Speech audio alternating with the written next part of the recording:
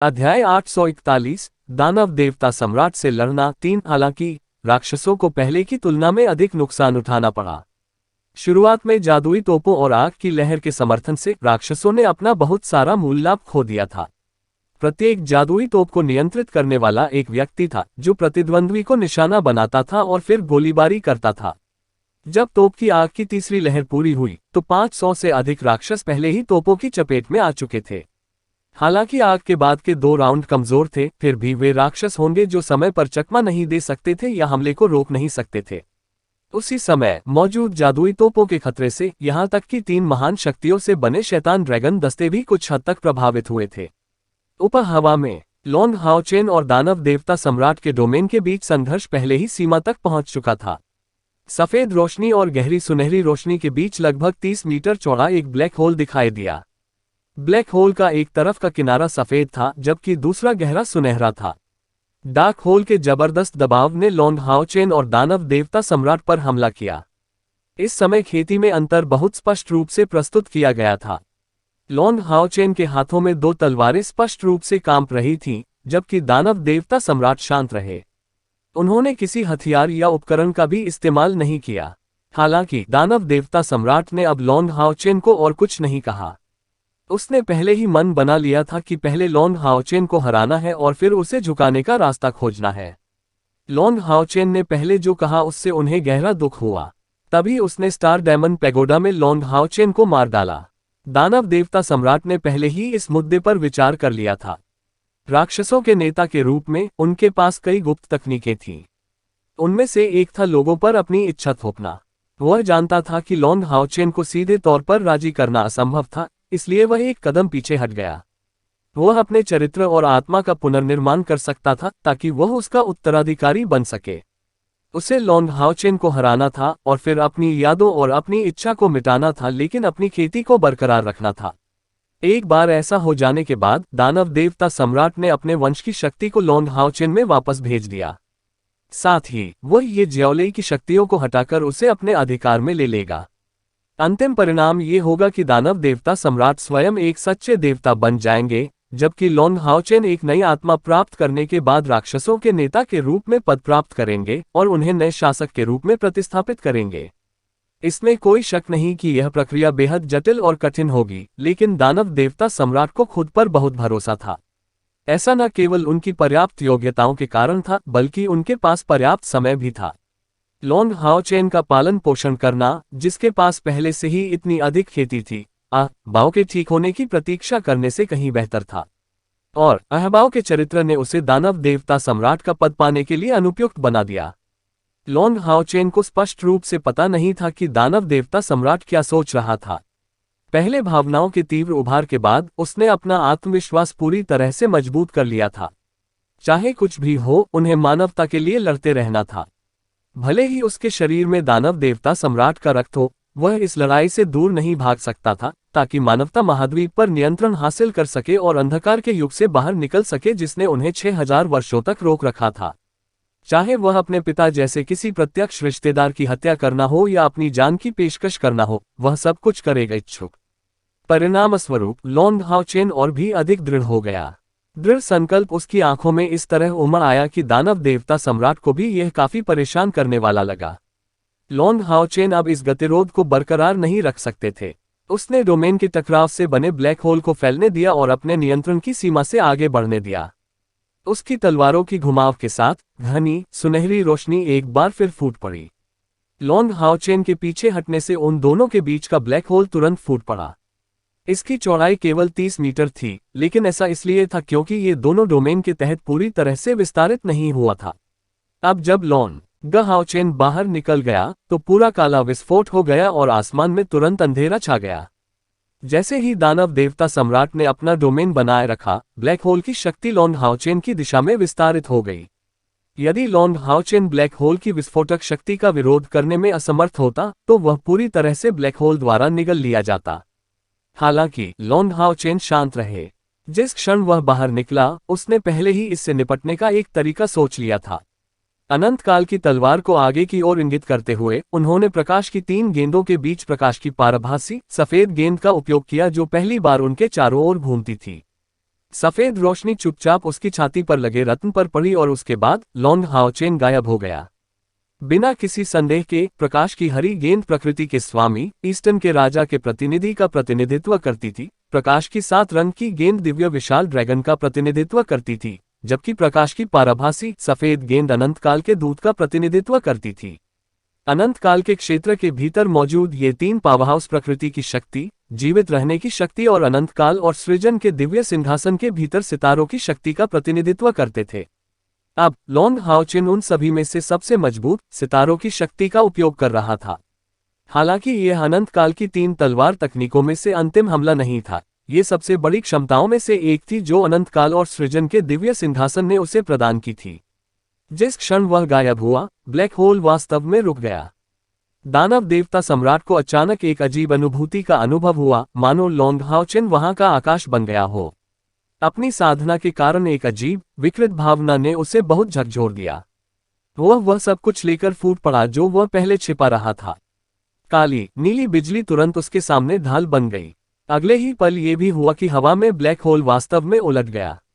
Long हाओचेन की ओर यात्रा करने के बजाय ये पूरी तरह से दानव देवता सम्राट के खिलाफ भड़क उठा। भयानक शक्ति दानव देवता सम्राट के क्षेत्र में उतरी, जिससे वह तुरंत कांप उठा। प्रस्फुटित होने वाला ब्लैक होल उस समय से बिल्कुल अलग था जब इसे डोमेन द्वारा नियंत्रित किया गया था। दानव देवता सम्राट ने स्पष्ट रूप से कल्पना नहीं की थी कि लॉन्ग हाओचेन के पास इस तरह की क्षमता होगी, जिसने उसे आश्चर्यचकित कर दिया। हालांकि दानव देव सम्राट अभी भी दानव देव सम्राट था। उसके पीछे विशाल गहरा सुनहरा ड्रैगन ऊपर उठा और दानव देव सम्राट ब्लैक होल के सामने पीछे हट गया। ब्लैक होल का विस्तार बहुत तेजी से हुआ, लेकिन ये गहरे सुनहरे ड्रैगन की तुलना में अभी भी धीमा था। ड्रैगन ने ब्लैक होल को पूरी तरह से अवरुद्ध कर दिया और इसे अंदर की ओर कुचल दिया, इसके विस्तार को बलपूर्वक रोक दिया और थोड़ा थोड़ा करके फटे हुए स्थान की मरम्मत भी की। यही वह क्षण था जब लॉन्ग हाओचेन प्रकट हुए। वह वहां प्रकट हुआ जहां दानव देव सम्राट निश्चित रूप से वहां से गुजरेगा जब वह पीछे हट गया। अनंत काल की तलवार के साथ आपने दानव देव सम्राट की ओर इशारा किया। उसके पीछे अनगिनत तारे एक साथ चमक उठे। तारों के छींटों से एक देवदूत की विशाल छवि बनी, जिसने आकाश को पूरी तरह भर दिया। दिन का समय पूरी तरह से रात से बदल चुका था, जबकि तारे एक साथ ऐसे इकट्ठे हो रहे थे जैसे कि वे चमकने वाले हों। अनंत काल की तलवार जो दानव देवता सम्राट की ओर इशारा करती थी, एक मार्गदर्शक के रूप में काम करती प्रतीत होती थी। तारों के अनगिनत कण तुरंत एक में परिवर्तित हो गए, प्रकाश की एक विशाल किरण में बदलने से पहले जो दानव देवता सम्राट की ओर बढ़ी, जो गहरे सुनहरे ड्रैगन की सुरक्षा खो चुका था। दानव देव सम्राट अंततः कठोर हो गया। ये पहली बार था जब उन्हें इतना भारी दबाव महसूस हुआ था। ये वह क्षण भी था जब विशाल शैतान ड्रैगन स्तंभ ने गहरे सुनहरे प्रकाश की लहर उत्सर्जित की। ये तेजी से सिकुड़ गया। गहरे सुनहरे कवच का एक सेट वैसे ही हवा में दिखाई दिया। दानव देवता सम्राट ने एक कदम आगे बढ़ाया और कवच अचानक काला हो गया। जैसे वह गहरी सुनहरी चमक के साथ चमका, उसने उसके शरीर को ढक लिया। गहरा सुनहरा कवच इतना शानदार था कि यह लॉन्ग हाओचेन के अनंत काल के कवच से भी आगे निकल गया। गहरे नीले हीरे के आकार के रत्न के साथ एक काले हेडबैंड ने दानव देवता सम्राट के काले बालों को बांध दिया, क्योंकि रत्न चिंगारी के साथ टिमटिमा रहा था। नव देवता सम्राट की पतली सफेद गर्दन की रक्षा करते हुए एक गर्दन रक्षक ऊपर उठ गया। यह नीचे की ओर बढ़ता रहा और शोल्डर गार्ड में बदल गया। जैसे ही उनके दोनों सिरे हवा में उठे, उनका आकार ड्रैगन के पंखों जैसा हो गया।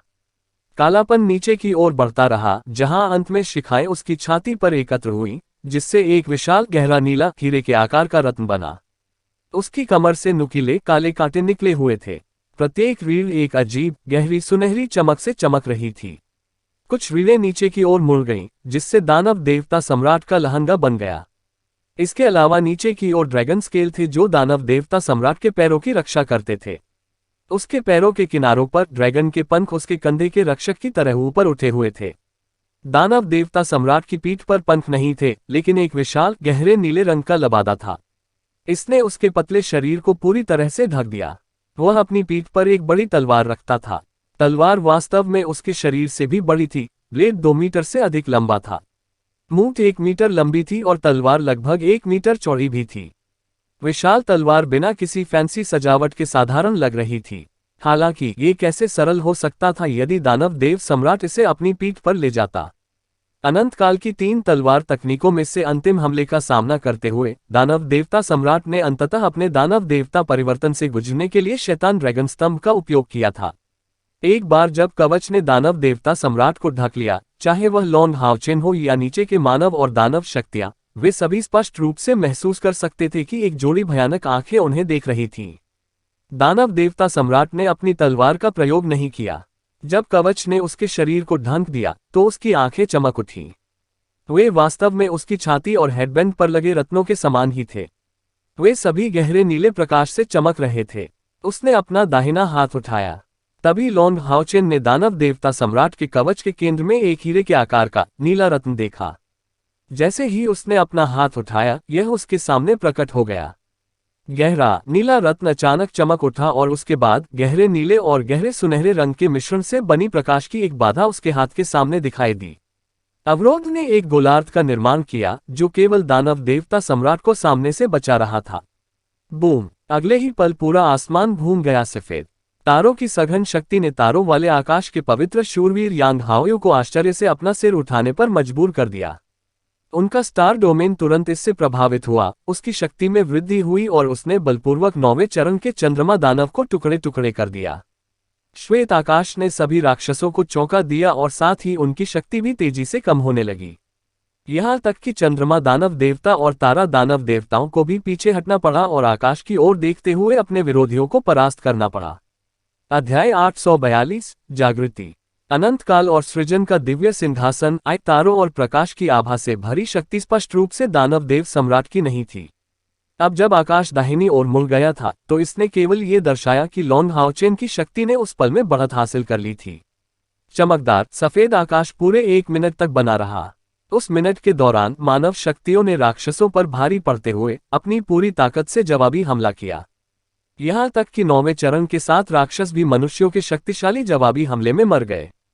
सफेदी धीरे धीरे फीकी पड़ गई और लॉन्ग हाओचेन और दानव देवता सम्राट फिर से आकाश में प्रकट हो गए।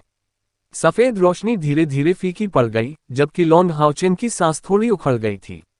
उनके हृदय की अनंतता ने जोर से धड़कना शुरू कर दिया, जिससे उन्हें अपनी समाप्त हो चुकी आध्यात्मिक ऊर्जा की जबरदस्त मात्रा को पुनः प्राप्त करने में मदद मिली। साथ ही इससे उस क्षण में प्रस्फुटित होने वाली शक्ति की मात्रा भी बढ़ गई। हालांकि उसकी आंखों में सदमा नजर आया। लॉन्ग हाओचेन चौंके बिना नहीं रह सका। जब वह डोमेन का उपयोग करके दानव देवता सम्राट से भिड़ गया तो उसने पहले से ही अपनी युद्ध रणनीति के बारे में सोच लिया था। उसने डोमेन के टकराव में अपनी पूरी ताकत लगा दी थी और वह दानव देवता सम्राट का प्रतिद्वंद्वी नहीं था। हालांकि अंत में महत्वपूर्ण क्षण में लॉन्ग हाओचेन ने स्थिति को बदलने के लिए अनंत काल और सृजन के दिव्य सिंहासन के चमत्कारों का उपयोग किया था। ब्लैक होल के हमले को उल्टने की क्षमता स्वर्गदूत के आकाश और सितारों पर नियंत्रण से आई थी। इसे एस्ट्रल शिफ्ट कहा गया।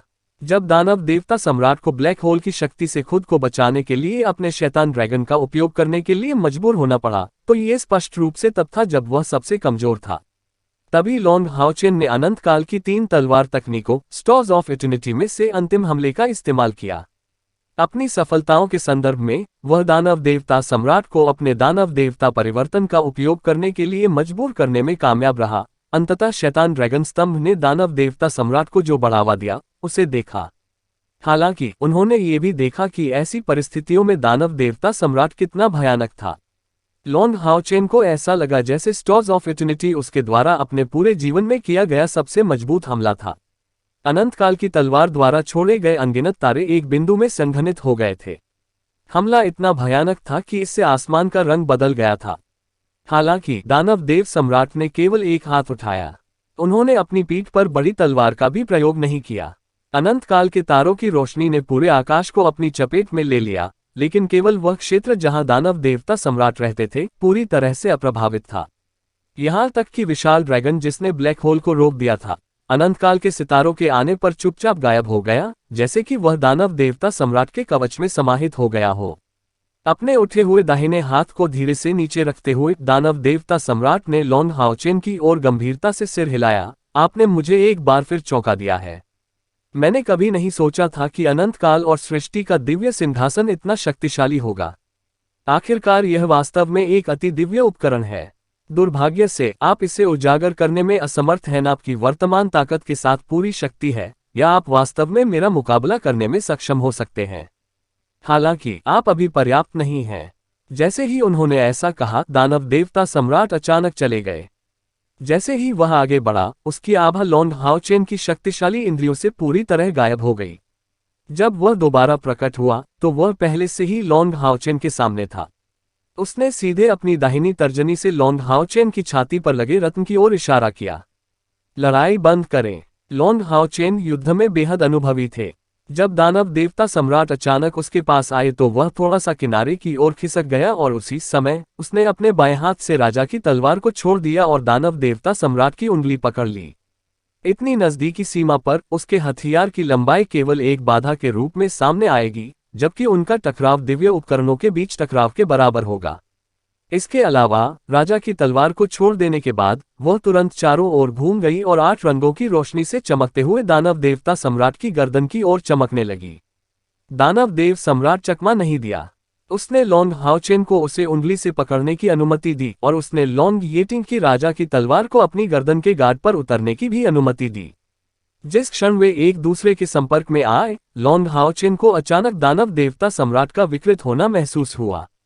बाद में जिस उंगली को उसने पकड़ रखा था उससे एक भयानक शक्ति निकली। ये बस एक सेकंड का विभाजन था, लेकिन लॉन्ग हाओचेन को ऐसा महसूस हुआ कि उसका बायां हाथ पूरी तरह से सुन्न हो गया है, जबकि सुन्नता की अनुभूति तुरंत उसकी बाह में फैल गई। अनंत काल के कवच ने पहले ही इस शक्ति को फिल्टर कर दिया था, फिर भी उसका शरीर अभी भी अस्थायी रूप से सुन्न हो गया था। बाद में दानव देवता सम्राट की उंगली उसकी छाती पर लगे रत्न पर पड़ी, जिसे लॉन्ग हाओचेन ने अभी भी पकड़ रखा था। कोई आवाज नहीं थी, लेकिन यह और भी भयानक लग रहा था, क्योंकि एक काले रंग ने तुरंत रत्न पर आक्रमण किया, गहरे हरे रंग को शुद्ध कर दिया जो अनंत काल के दिल की धड़कन से उत्पन्न हुआ था। रत्न से काला रंग तुरंत लॉन्ग हाओचेन के कवच में फैल गया। जहां तक येटिंग के हमले की बात है, जैसे ही इसने दानव देवता सम्राट की गर्दन पर वार किया, दानव देवता सम्राट की पीठ पर लगी काली तलवार से अचानक एक गहरी, कुछ हद तक कर्कश ड्रैगन की दहाड़ सुनाई दी। बाद में एक महान सक्शन शक्तिशाली ने येटिंग की तलवार को जबरदस्ती खींचा और उसे विशाल काली तलवार पर दबा दिया।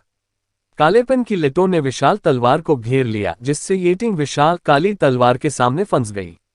अधिक भयावह रूप से काली तलवार ने वास्तव में इसके साथ विलय के संकेत दिखाए। राजा की तलवार धीरे धीरे काली तलवार में विलीन हो गई, मानो वह येटिंग को निगल रही हो। हालांकि लॉन्ग हाओचेन येटिंग की मदद करने की स्थिति में नहीं था। उसे केवल यह महसूस हुआ कि उसका पूरा शरीर सुन्न हो गया है।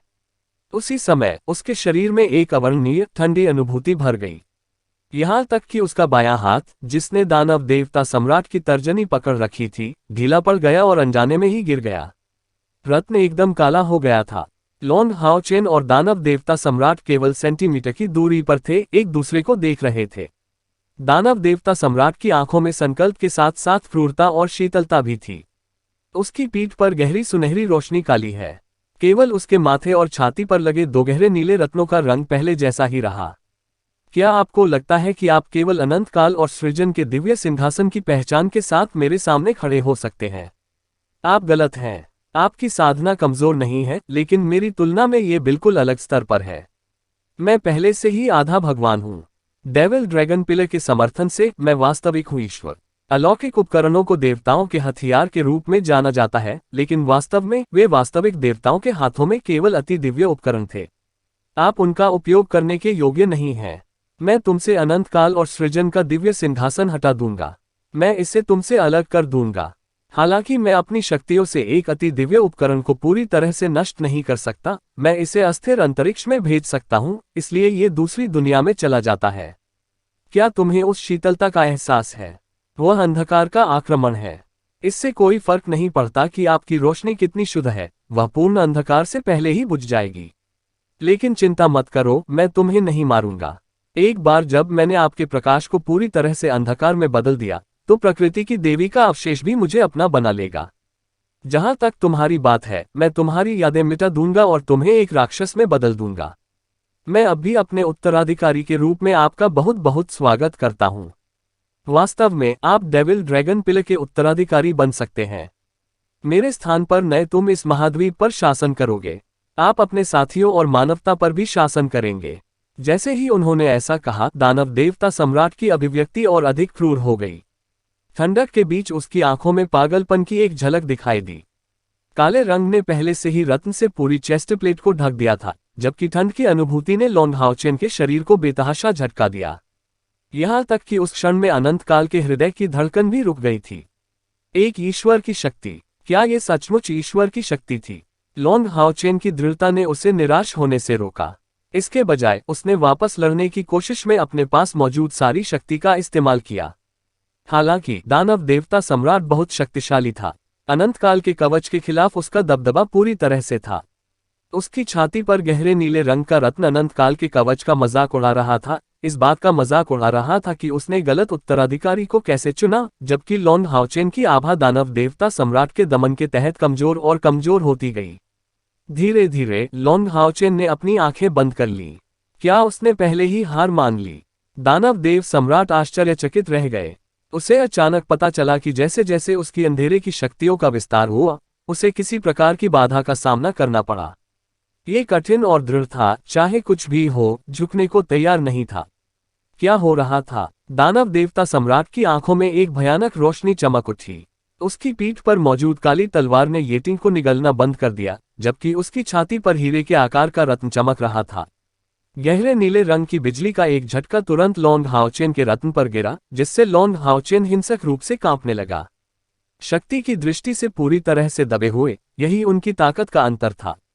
दानव देवता सम्राट को पता था कि लॉन्ग हाओचेन ने एक अलौकिक उपकरण पहना हुआ था, लेकिन वह इस विधि का उपयोग सीधे लॉन्ग हाओचेन के अति दिव्य उपकरण को छीलने के लिए करना चाहता था।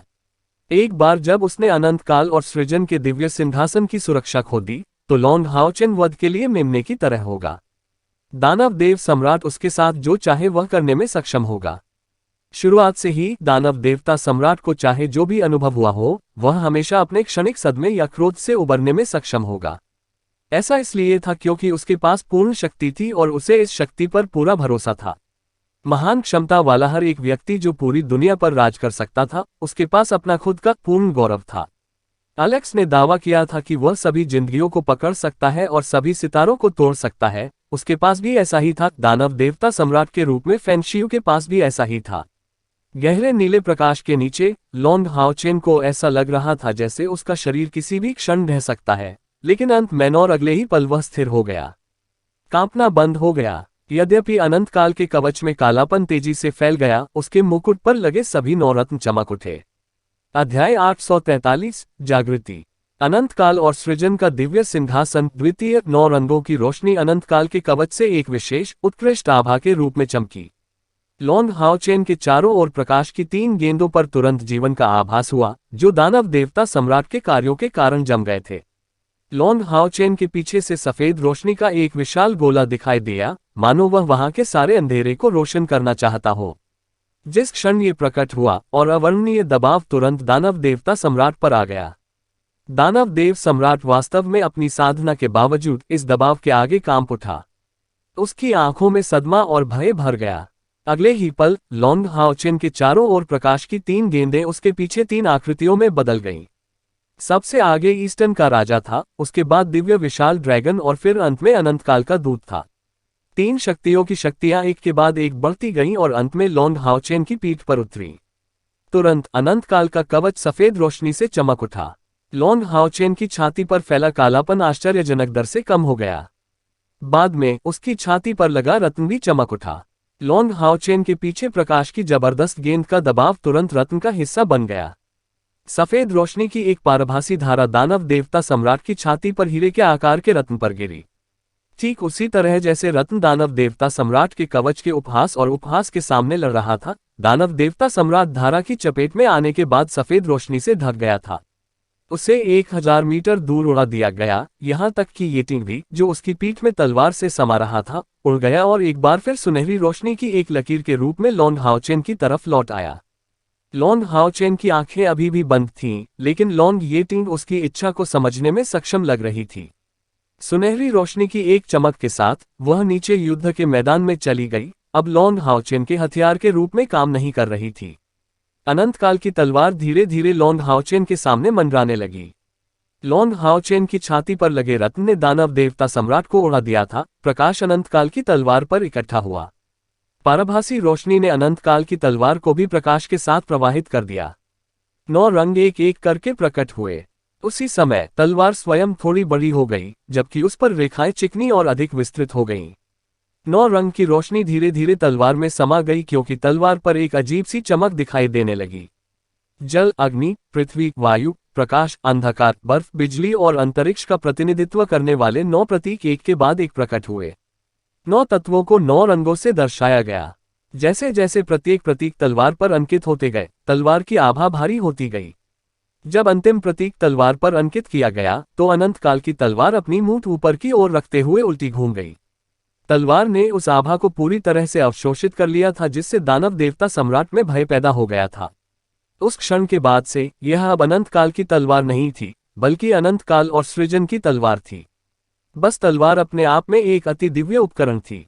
तलवार के परिवर्तनों की तुलना में लॉन्ग हाओचेन पर अनंत काल के कवच में परिवर्तन कहीं अधिक स्पष्ट थे। सबसे पहले तो उसका परिवेश सघन आभा से भर गया। जिंदगी प्रकाश की सौम्य शक्ति ने उसके चारों ओर जंगलों, पेड़ों, पहाड़ों और नदियों को हरी रोशनी के रूप में संजोया। प्रकृति के सभी दृश्य एक एक करके सामने आए, इससे पहले कि वे हरे रंग की रोशनी में बदल जाएं और कवच की छाती पर रत्न में प्रवेश कर जाएं। उसके पीछे 7 रंगों वाली चमकदार रोशनी थी। 7 रंगों की रोशनी अनगिनत पक्षियों और जानवरों में बदल गई। सभी जीवित प्राणी चुपचाप उसके चारों ओर घूमते रहे। अंत में पहले का सारा भ्रम दूर हो गया। आकाश पूरी तरह से तारों से आच्छादित हो गया। स्टारलाइट सभी लॉन्ग हाओचेन पर एकत्रित हुए। जैसे ही तारों का प्रकाश प्रकट हुआ, उसके पीछे अत्यधिक दबाव वाली प्रकाश की गेंद सफेद प्रकाश की एक डिस्क में बदल गई, जो उसके सिर के पीछे स्थिर हो गई। संपूर्ण परिवर्तन प्रक्रिया के दौरान अनंत काल का कवच अधिक से अधिक जटिल हो गया। शानदार पैटर्न ने इसकी कोमल सतह को बदल दिया, क्योंकि कैस्केडिंग सिलवटों की परतें पूरी तरह से दिखाई दी। विशेष रूप से लॉन्ग हाओचेन के कंधों पर दिव्य विशाल ड्रैगन और अनंत काल के दूत की मूर्तियां वास्तविक प्रतीत होने लगीं। जिस क्षण श्वेत प्रकाश की डिस्क उसके सिर के पीछे स्थापित हो गई, 3 बिजली घरों की आकृतियां भी गायब हो गईं और पूरी तरह से अनंत काल के कवच में विलीन हो गईं। प्रकाश की 3 गेंदें, जो मूल रूप से लॉन्ग हाओचेन के चारों ओर घूमती थीं, एक कुएं में गायब हो गईं। दानव देव सम्राट दूर से सदमे में देखता रहा। जिस दबाव के कारण वह डर गया था, उसने उसकी चेतना पर भारी दबाव डाला, इस तरह कि जब उसने पूरी प्रक्रिया को होते देखा तो वह वास्तव में हमला करना भूल गया। ये स्पष्ट रूप से अनंत काल और सृजन के दिव्य सिंहासन की शक्ति थी। अनंत काल और सृजन का दिव्य सिंहासन, जिसे लॉन्ग हाओचेन ने पहले नियंत्रित किया था, एक अति दैवीय उपकरण के रूप में इसका वास्तविक रूप प्रतीत नहीं होता था। अब जब वह पूरी तरह से जागृत हो गया था और उस पर निर्माता देवता का दबाव था, दानव देवता सम्राट का बेजोड़ आत्मविश्वास पहली बार डगमगाने लगा। जागृति प्रक्रिया के माध्यम से अनंत काल का कवच और अनंत काल की तलवार अनंत काल और सृजन की तलवार और अनंत काल और सृजन का कवच बन गई थी। यह उस अलौकिक उपकरण की असली ताकत थी जिसे निर्माता भगवान ने नश्वर लोगों के दायरे में छोड़ दिया था। इससे कोई फर्क नहीं पड़ता कि डेविल ड्रैगन पिल कितना शक्तिशाली था, निर्माता भगवान द्वारा छोड़ी गई किसी चीज का मुकाबला करना असंभव था।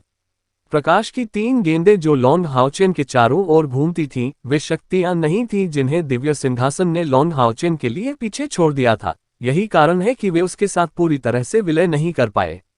दानव देवता सम्राट के जबरदस्त दमन के तहत सृजनकर्ता ईश्वर द्वारा अनंत काल और सृजन के दिव्य सिंहासन में छोड़ी गई चेतना का टुकड़ा अंततः पूरी तरह से क्रोधित हो गया, जिससे अंततः लॉन्ग हाओचेन के साथ उसका वास्तविक विलय हो गया, जिससे उसकी शक्तियां एक सुप्रा के रूप में जागृत हो गईं। दिव्य उपकरण पूर्णतया। उस क्षण में लॉन्ग हाओचेन के पास अंततः एक ऐसी आभा आ गई जो दानव देवता सम्राट से मेल खा सकती थी। ये लड़ाई में एक महत्वपूर्ण मोड़ भी बन गया। दानव देवता सम्राट की आंखों में उत्तेजना धीरे धीरे गायब हो गई, उसकी जगह कठोरता ने ले ली। उसका यह एहसास भी खत्म हो गया कि जीत उसकी मुट्ठी में है। हालांकि उसे अभी भी विश्वास नहीं था कि लॉन्ग हाओचेन उसे हरा सकता है। ये पहली बार था जब उसने उसे गंभीरता से लिया, उसे समान आधार पर एक प्रतिद्वंद्वी के रूप में माना। लॉन्ग हाओचेन ने धीरे से अपनी आंखें खोलीं। उसकी पुतलियां अभी भी सुनहरी थीं, लेकिन जैसे ही उसने अपनी आंखें खोली, वे आश्चर्यजनक रूप से शांतिपूर्ण और नम थीं। जैसे ही अनंत काल और सृष्टि का दिव्य सिंहासन जागृत हुआ, लॉन्ग हाओचेन का शरीर और मन एक अजीब सी सौम्य शक्ति से भर गया। ऐसा लग रहा था कि उस छोटे से क्षण में उसके शरीर को प्रकृति की शक्ति, जीवन की शक्ति और सितारों की शक्ति द्वारा पोषित किया गया था।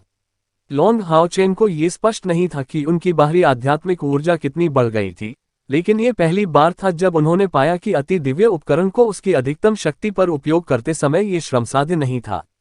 इस बीच उनकी आंतरिक आध्यात्मिक ऊर्जा लगातार दायरे से टूट गई।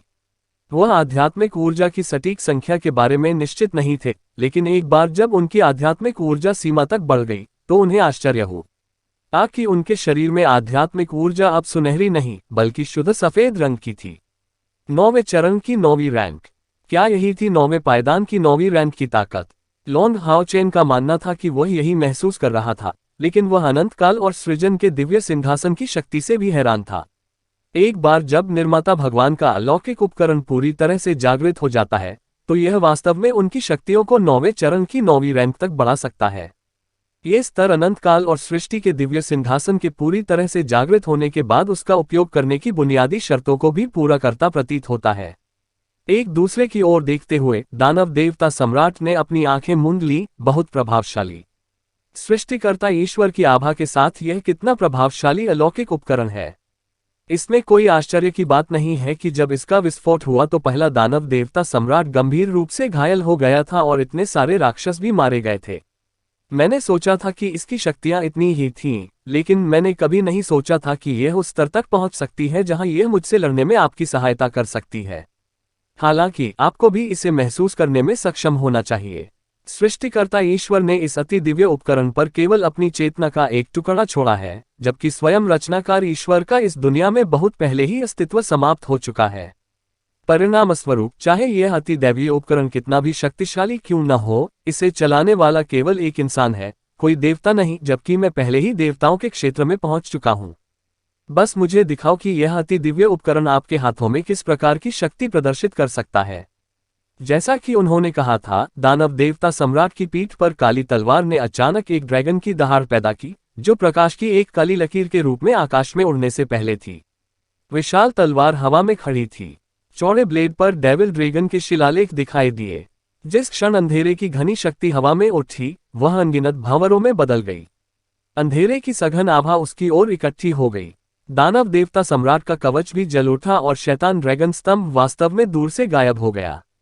जब यह पुनः प्रकट हुआ तो ये दानव देवता सम्राट के पीछे था, जिसने पूरे आकाश को गहरे सुनहरे रंग में रंग दिया।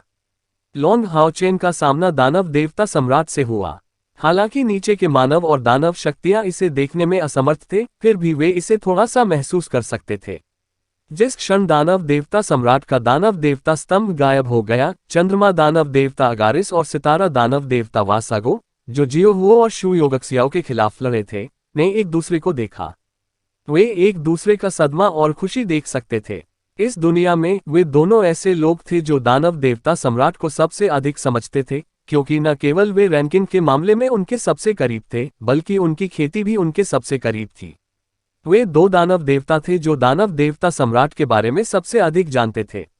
न केवल दानव देवता सम्राट ने अपने दानव देवता परिवर्तन का उपयोग किया था, बल्कि उसने वास्तव में शैतान ड्रैगन स्तंभ की शक्ति का भी उपयोग किया था।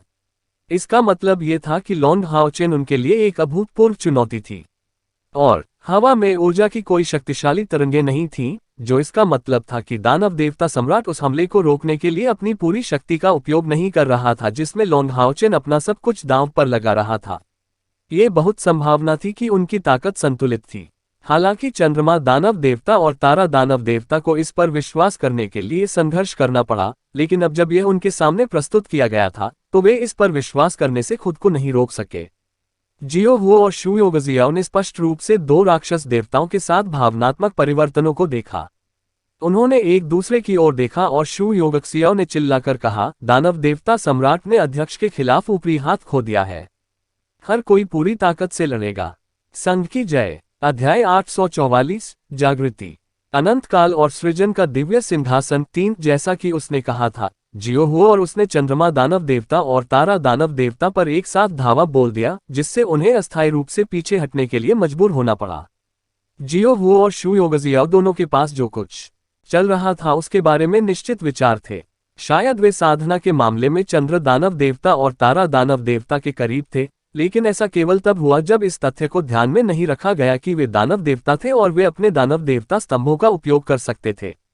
युद्ध शुरू होने के बाद से चंद्रमा दानव देवता अगारिस और तारा दानव देवता वासगो आसानी से युद्ध कर रहे थे। लड़ाई शुरू होने से पहले लॉन्ग हाओचेन ने उन्हें भी संकेत दिया था।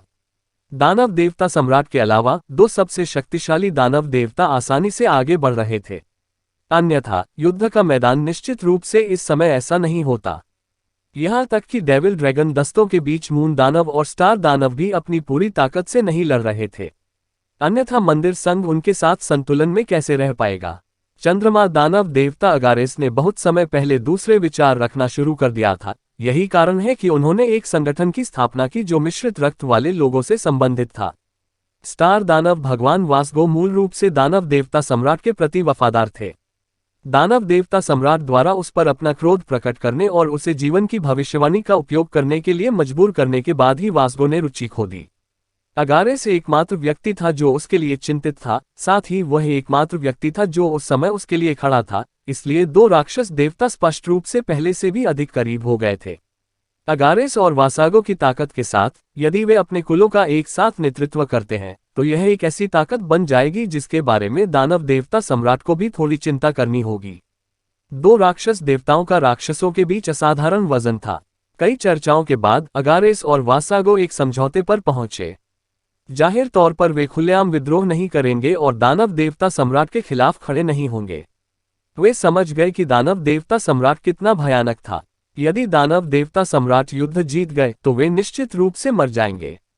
अंत में दोनों राक्षस देवताओं ने जो योजना तय की वह बहुत सरल थी। वे मंदिर संघ को उनकी सभी आवश्यक जानकारी प्रदान करेंगे, साथ ही मंदिर संघ को जानकारी को दानव देवता सम्राट से दूर रखने में मदद करेंगे, जिससे मनुष्यों के लिए जितना संभव हो उतना लाभ और अवसर पैदा होंगे, लेकिन वे स्वयं विद्रोह नहीं करेंगे। इस महत्वपूर्ण लड़ाई में उनके कबीले के लोग भी पीछे हट जाएंगे। विशेष रूप से उनके भरोसेमंद अधीनस्थों ने युद्ध के मैदान में जो चाहते थे उसका पूरी तरह से पालन किया। वे बस इंतजार करेंगे और उसके बाद देखेंगे। वे प्रतीक्षा कर रहे होंगे और देख रहे होंगे कि क्या मनुष्यों के पास वास्तव में वह शक्ति है जो दानव देवता सम्राट को हरा सकती है। जब तक मनुष्य दानव देवता सम्राट को हरा सकते हैं तब तक उनके लिए वास्तव में विद्रोह करने का मौका रहेगा। वासगो बन गया था, मुझे दानव देवता सम्राट का अनुसरण करने में कोई दिलचस्पी नहीं है। महान दानव भविष्यवक्ता होने के बावजूद उसकी वंशावली का एक चौथाई हिस्सा वास्तव में मानव था। अगारेस को मनाने के लिए यह बहुत महत्वपूर्ण था। राक्षसों का जीवन अत्यंत शुष्क था। कोई सृजन नहीं हुआ, केवल विनाश हुआ। अगारेस ने वासागो से कहा था कि जबकि वर्तमान दानव देवता सम्राट मनुष्यों पर पूरी तरह से विजय पाने से बच सकते हैं, अगले दानव देवता सम्राट के बारे में क्या? यदि अहबाव को दानव देवता सम्राट का पद विरासत में मिला तो वह संभवतः मनुष्यों के खिलाफ विनाशकारी युद्ध शुरू करने के लिए उत्सुक होगा। एक बार जब मनुष्य अपना देश भी खो देंगे तो वे धीरे धीरे अपनी मानवीय संस्कृति खो देंगे और राक्षसों में एकीकृत हो जाएंगे। मनुष्य की रचनात्मकता भी धीरे धीरे नष्ट हो जाएगी। एक जाति के रूप में राक्षस सृजन या उत्पादन करने वाले नहीं थे। एक बार जब मनुष्य पूरी तरह से विलुप्त हो गए तो वे भी धीरे धीरे विनाश के करीब पहुंच जाएंगे। पिछले सभी दानव देवता सम्राटों में से फेंगशियू निश्चित रूप से सबसे उत्कृष्ट और सबसे शक्तिशाली था। दुर्भाग्य से इस समय उनके सामने सबसे बड़ी समस्या ये थी कि उनका कोई उत्तराधिकारी नहीं था। फेंगशियू एकमात्र व्यक्ति नहीं था जो बाओ की खामियों के बारे में जानता था। ऊंचे पद पर आसीन राक्षस देवता सभी इसके बारे में जानते थे। यदि फेंगशियू कुछ 100 वर्षों तक बाओ की सहायता कर सकता तो वह अपनी स्थिति मजबूत करने में सक्षम हो सकता था। अन्यथा खेती के मामले में अगारेस और वासागो को दबाना उसके लिए बहुत मुश्किल होगा। ठीक उसी तरह जैसे फेंगशियू इतिहास में सबसे उत्कृष्ट दानव देवता सम्राट था, अगारेस भी इतिहास में सबसे उत्कृष्ट और सबसे मजबूत चंद्रमा दानव देवता था। 9वें चरण के 8वें पायदान पर खेती और एक शक्तिशाली दानव देव स्तंभ के साथ, यहां तक कि फेंगशियू भी उससे थोड़ा डरता होगा। इसके अलावा अगारेस पूरे समय अपनी ताकत को बहुत अच्छे से छिपा रहा था। उन्होंने कभी भी अपनी पूरी ताकत का प्रदर्शन नहीं किया था। ये सब इसलिए था क्योंकि अगारेस को पता था कि वर्तमान दानव जाति वास्तव में उन विभिन्न जातियों से रूपांतरित हो गई है जो मूल रूप से शेंगमो डालू पर निवास करती थी। प्रथम दानव देवताओं के अवतरित होने के बाद क्या उनमें से कोई इस दुनिया के मनुष्यों या प्राणियों के वंशज नहीं थे जो संक्रमित थे? यहाँ तक कि दानव देवता सम्राट भी आंशिक रूप से मानव मूल के थे, जिसने उन्हें और भी उत्कृष्ट बना दिया। अतीत में जब 72 राक्षस देवताओं का जन्म हुआ तो वे इस दुनिया में केवल हथियार थे। वे अत्यंत शक्तिशाली हथियार थे। उनके पास आत्माएं और बुद्धि तो थी, लेकिन वे वास्तव में जीवित नहीं थे। ये वास्तव में मनुष्यों और शेंगमो डालू की अन्य जातियों के अस्तित्व के कारण ही था कि वर्तमान राक्षसों का अस्तित्व था। परिणामस्वरूप अगारेस का हमेशा मानना था कि वह एक राक्षस नहीं था, बल्कि एक मानव था, विशेष शक्तियों वाला मानव। परिणामस्वरूप उन्हें उत्सुकता से आशा थी कि उनके वंशज वास्तव में मनुष्य बन सकते हैं और राक्षसों की विरासत को जारी नहीं रहने देंगे। उनके विश्वास में केवल दो दिशाएं थीं जिनकी ओर इसका भविष्य विकसित हो सकता था। एक ये था कि सभी नस्लें सहज हो जाएंगी और महाद्वीप एक बंजर भूमि में तब्दील हो जाएगा, या मनुष्य पूरे महाद्वीप पर एक बार फिर दावा करेंगे और इसका पुनर्विकास करेंगे, जिससे महाद्वीप समृद्ध हो सकेगा। अगारेस को स्पष्ट रूप से बात की आशा थी। ठीक इसी वजह से अगारेस ने प्राणी और संगठनों के लिए उतना ही किया था और प्रमुख मानव वंश के साथ राक्षसों को अवशोषित किया था और इंसान बनना चाहता था। हालांकि अगारेस किसी भी अन्य की तुलना में बहुत अधिक धैर्यवान था। जब तक लॉन्ग हाओचेन ने दानव देवता सम्राट को हरा नहीं दिया, वह कभी भी पूर्ण पैमाने पर विद्रोह शुरू नहीं करेगा। वह दानव देवता सम्राट को बहुत अच्छी तरह से समझता था। वह दानव देवता सम्राट की भयानक ताकत को भी महसूस कर सकता था। अगर अगारेस भगवान नहीं बने होते तो उनके पास उन्हें चुनौती देने की क्षमता थी, लेकिन फेंगशियू ने कुछ साल पहले 10 लाख आध्यात्मिक ऊर्जा की सीमा को पार कर लिया था। हालांकि दानव देवता सम्राट को बहुत दबाव और दर्द सहना पड़ा, लेकिन उसकी ताकत बिल्कुल वैसी ही थी जैसी दानव देवता सम्राट ने लॉन्ग हाओचेन को बताई थी। ये बिल्कुल अलग स्तर पर पहुंच गया था। परिणामस्वरूप अगारेस और वास्को ने अन्य दानव देवताओं या दानव शक्तियों को आदेश नहीं दिया और वे युद्ध में भी पीछे रह गए। जबकि शू योगक्सियाओ और जियो हुओ कमजोर नहीं थे, फिर भी वे तब भी थोड़े कमजोर थे जब दोनों दानव देवताओं ने दानव देवता परिवर्तन का उपयोग नहीं किया था। अगेरेस और वासागो अपने ही कुल के लोगों को बचाने के लिए लड़ते हुए अपना हाथ छुड़ाने में सफल रहे। हालांकि उन्होंने शैतान ड्रैगन, अन्य राक्षसों या राक्षस देवताओं की भी परवाह नहीं की।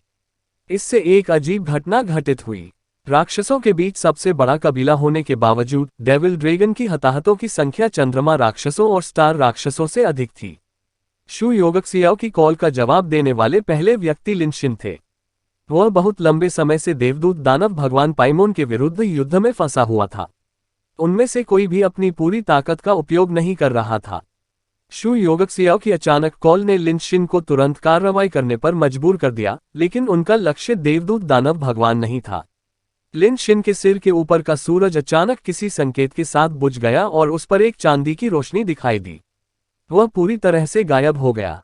पाइमोन को लगा कि उसका दबाव हल्का हो गया है।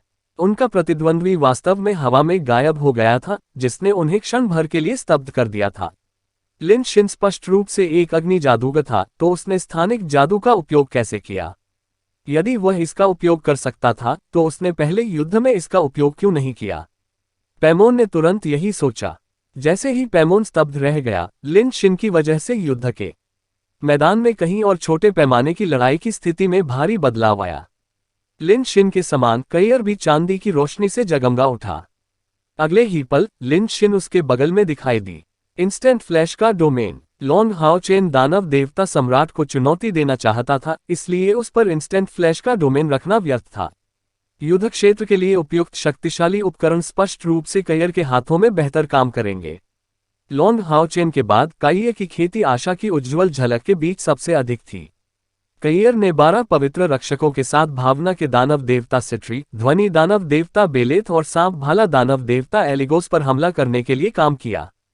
कईर शुद्धिकरण के क्षेत्र, अनंत काल के टॉवर और 12 पवित्र रक्षकों के साथ ऊपरी हाथ बनाए रखने में सक्षम था, ये देखते हुए कि केवल एलिगोस ने दानव देवता परिवर्तन किया था। लिनशिन की अचानक उपस्थिति पूरी तरह से अप्रत्याशित थी। वह स्पष्ट रूप से पहले से ही तैयार था। जैसे ही वह प्रकट हुआ, सूरज तुरंत उसके सिर पर चमक उठा। बाद में उनकी गौरवशाली पवित्र अग्नि की स्तुति से एक सुनहरी धुंध चमक उठी। ये वह तकनीक थी जो अमर श्रेणी के जादूगर वस्त्र गौरवशाली स्तुति के साथ आई थी। अनंत ड्रैगन की आग को ऊंचा उठाने के साथ, एक तेज ड्रैगन की दहाड़ के साथ, एक विशाल सुनहरा लाल ड्रैगन का सिर सूरज से उभरा। हॉट ऑफ फ्लेम्स के प्रभाव में ये तुरंत सुनहरा नीला हो गया। अजगर का सिर अचानक कांप गया और सूरज से मुक्त हो गया। उसी समय लिन शिन के सीने से फीनिक्स की स्पष्ट चीख निकली। नीली आग से जलता हुआ फीनिक्स भी कांपकर सुनहरे नीले प्रकाश के साथ उड़ गया। एक ड्रैगन और एक फीनिक्स तुरंत हवा में उलझ गए, प्रकाश की एक विशाल नीली धारा को संघनित करते हुए जो लिन शिन के ठीक सामने से निकली थी। लक्ष्य एलिगोस था, जो दानव देवता परिवर्तन से गुजरा था। जैसे ही लिन शिन ने कार्रवाई की, कईर भी आगे बढ़ गया। 12 पवित्र रक्षक तुरंत एकत्र हुए और तुरंत 6 रंगों वाले हेक्साग्राम बनाए गए। एक झटके के साथ कईर सरणियों के केंद्र में आ गया। उसके हाथ में मौजूद मृत्यु के देवता की हंसिया से अनगिनत छायाएं उभरीं, जो सिट्री और बेलेत की ओर घिर गईं। यह मृत्यु के देवता की 7 कलाएं थीं। इतना ही नहीं था, कईर स्पष्ट रूप से इस हमले को शुरू करने में लिन शिन के साथ सहयोग करने के लिए तैयार था। जैसे ही लिन शिन प्रकट हुआ, एक शुद्ध सफेद कमल चुपचाप उड़ गया और एलिगोस के सामने उतर गया। एलिगोस बड़ा था, वह 3 मीटर से अधिक लंबा खड़ा था, क्योंकि उसकी मांसपेशियां उसके ऊपरी आधे हिस्से को ढक रही थीं। उसके हाथ का भाला एक विशाल सांप से बदल गया था। दानव देवता परिवर्तन से गुजरने के बाद उसकी पीठ से 6 सांप के सिर प्रकट हुए, जो किसी भी समय हमला करने के लिए तैयार थे। अंधकार की शक्तिशाली आभा क्रूर थी और उसकी युद्ध क्षमता भी अत्यंत महान थी। प्रत्येक सांप के सिर में एक अलग प्रकार का जहर भी होता है। यहां तक कि जहर का एक झटका लगने मात्र से भी भारी प्रभाव पड़ सकता था। यही कारण है कि कयर ने पहले उसके खिलाफ नजदीकी लड़ाई में भाग नहीं लिया था। हालांकि अभी उसे जिस चीज का सामना करना पड़ा वह लिन शिन का सबसे शक्तिशाली हमला था, जिसे वह बहुत लंबे समय से झेल रहा था। अध्याय 845 ड्रैगन और फीनिक्स का अग्निदेव स्तंभ। लिन शिन की अचानक उपस्थिति और लगभग तात्कालिक जादू ने सांप भाला दानव भगवान को भी भयभीत कर दिया। हालांकि 15वें स्थान पर रहने वाले राक्षस देवता के रूप में उन्हें अपनी ताकत पर बहुत भरोसा था। भले ही उसने पहले ही अपने दानव देवता परिवर्तन का उपयोग कर लिया था, लेकिन उसने पहले कभी भी युद्ध में अपनी पूरी ताकत का उपयोग नहीं किया था। लिन शिन से ड्रैगन और फीनिक्स की क्रांति द्वारा बनाई गई प्रकाश की नीली धारा किसी भी ऊर्जा के साथ लीक नहीं हुई। ये केवल आग की धारा जैसा महसूस हुआ। ये निश्चित रूप से शक्तिशाली होगा, लेकिन एलिगोस को विश्वास नहीं था कि सिर्फ आग की एक धारा उसकी जान ले सकती है। और भावना के दानव देवता और ध्वनि दानव देवता के साथ उनके बहुत अच्छे संबंध थे। दोनों राक्षस देवता निकट युद्ध में कुशल नहीं थे। जब उन्होंने एक साथ काम किया तभी उन्हें कयर के खिलाफ भरोसा था। एक बार जब उसे कुछ हो गया तो वे निश्चित रूप से पीड़ित होंगे, इसलिए उसे विश्वास था कि दोनों राक्षस देवता निश्चित रूप से उसकी सहायता करेंगे। उसकी पीठ पर 6 सांप के सिर एक ही समय में उभरे। एलिगोस के हाथ में सांप के भाले के साथ मिलकर वे तुरंत उसके सामने 7 धब्बों में बदल गए। लेकिन इसी क्षण कईर का पुष्पित कमल का फूल भी आ गया था। कमल अत्यंत चतुराईपूर्ण समय पर प्रकट हुआ था। ये 7 सांपों के सिरों के बीच में विस्फोट हो गया। ये कईर की डोमेन तकनीक थी। कईर ने पहली बार ही पुष्पित कमल के फूल की शक्ति का प्रदर्शन कर लिया था। यह इतना शक्तिशाली था कि हत्यारे मंदिर के सभी उच्च अधिकारी सदमे में पड़ गए। अब चूंकि इसने एक ही प्रतिद्वंद्वी को निशाना बनाया, तो इसकी ताकत पूरी तरह से उजागर होने में सक्षम थी। अनगिनत सफेद पंखुड़ियां तुरंत फूट पड़ीं, जो सभी 7 सांपों के सिरों पर चिपक गईं। एलिगोस को केवल अपने शरीर पर एक अवर्णनीय जलन महसूस हुई। जैसे ही वह चिल्लाया, 7 सांपों के सिर तुरंत फट गए। कमल की शुद्धि की शक्ति को शुद्ध करने के प्रयास में बैंगनी लाल रक्त की एक गेंद तुरंत उसी रंग में प्रकाश की अंगूठी के रूप में विस्तारित हो गई। लेकिन इसी क्षण लिन शिन का हमला भी हुआ। सिट्री और बेलेथ ऐसा चाहते थे एलिगोस की सहायता करें, लेकिन वे इसकी स्थिति में नहीं थे। 12 पवित्र रक्षकों से बनी सरणी ने हवा में मौत की आभा को शुद्ध करने की गति को काफी बढ़ा दिया। मृत्यु के देवता की दरांती ने तुरंत मृत्यु के देवता की छठी कला डेथ इन जर्नी का उपयोग किया। डेथ इन जर्नी पहली 5 कलाओं का मिश्रण थी। अब जब इसका उपयोग कईर की पूरी ताकत के साथ किया गया था, तो यह इतना तेज और इतना भयानक था कि अतीत में मृत्यु के देवता सैमिगिना को भी इससे बचना पड़ा था। सिट्री और बेलेथ के पास दानव देवता परिवर्तन का उपयोग करने का समय भी नहीं था। वे केवल अपने पास मौजूद हर चीज से इसे रोक सकते थे। उनका अपना जीवन हमेशा दूसरों से अधिक महत्वपूर्ण होगा। वे एलिगोस की परवाह करने की स्थिति में नहीं थे। उन्होंने कभी नहीं सोचा था कि कईर की पूरी ताकत इतनी भयानक होगी। अगारेस की सूचना पर तालाबंदी ने युद्ध के मैदान को एक बार फिर प्रभावित किया।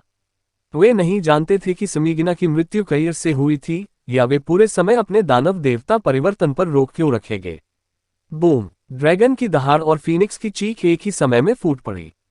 जब एलिगोस पहली बार नीले रंग की विशाल धारा की चपेट में आया, तभी उसे एहसास हुआ कि वह कितना अविश्वसनीय रूप से गलत था। हमला इतना भयानक था कि यह आग के बारे में उनकी समझ से बिल्कुल परे था।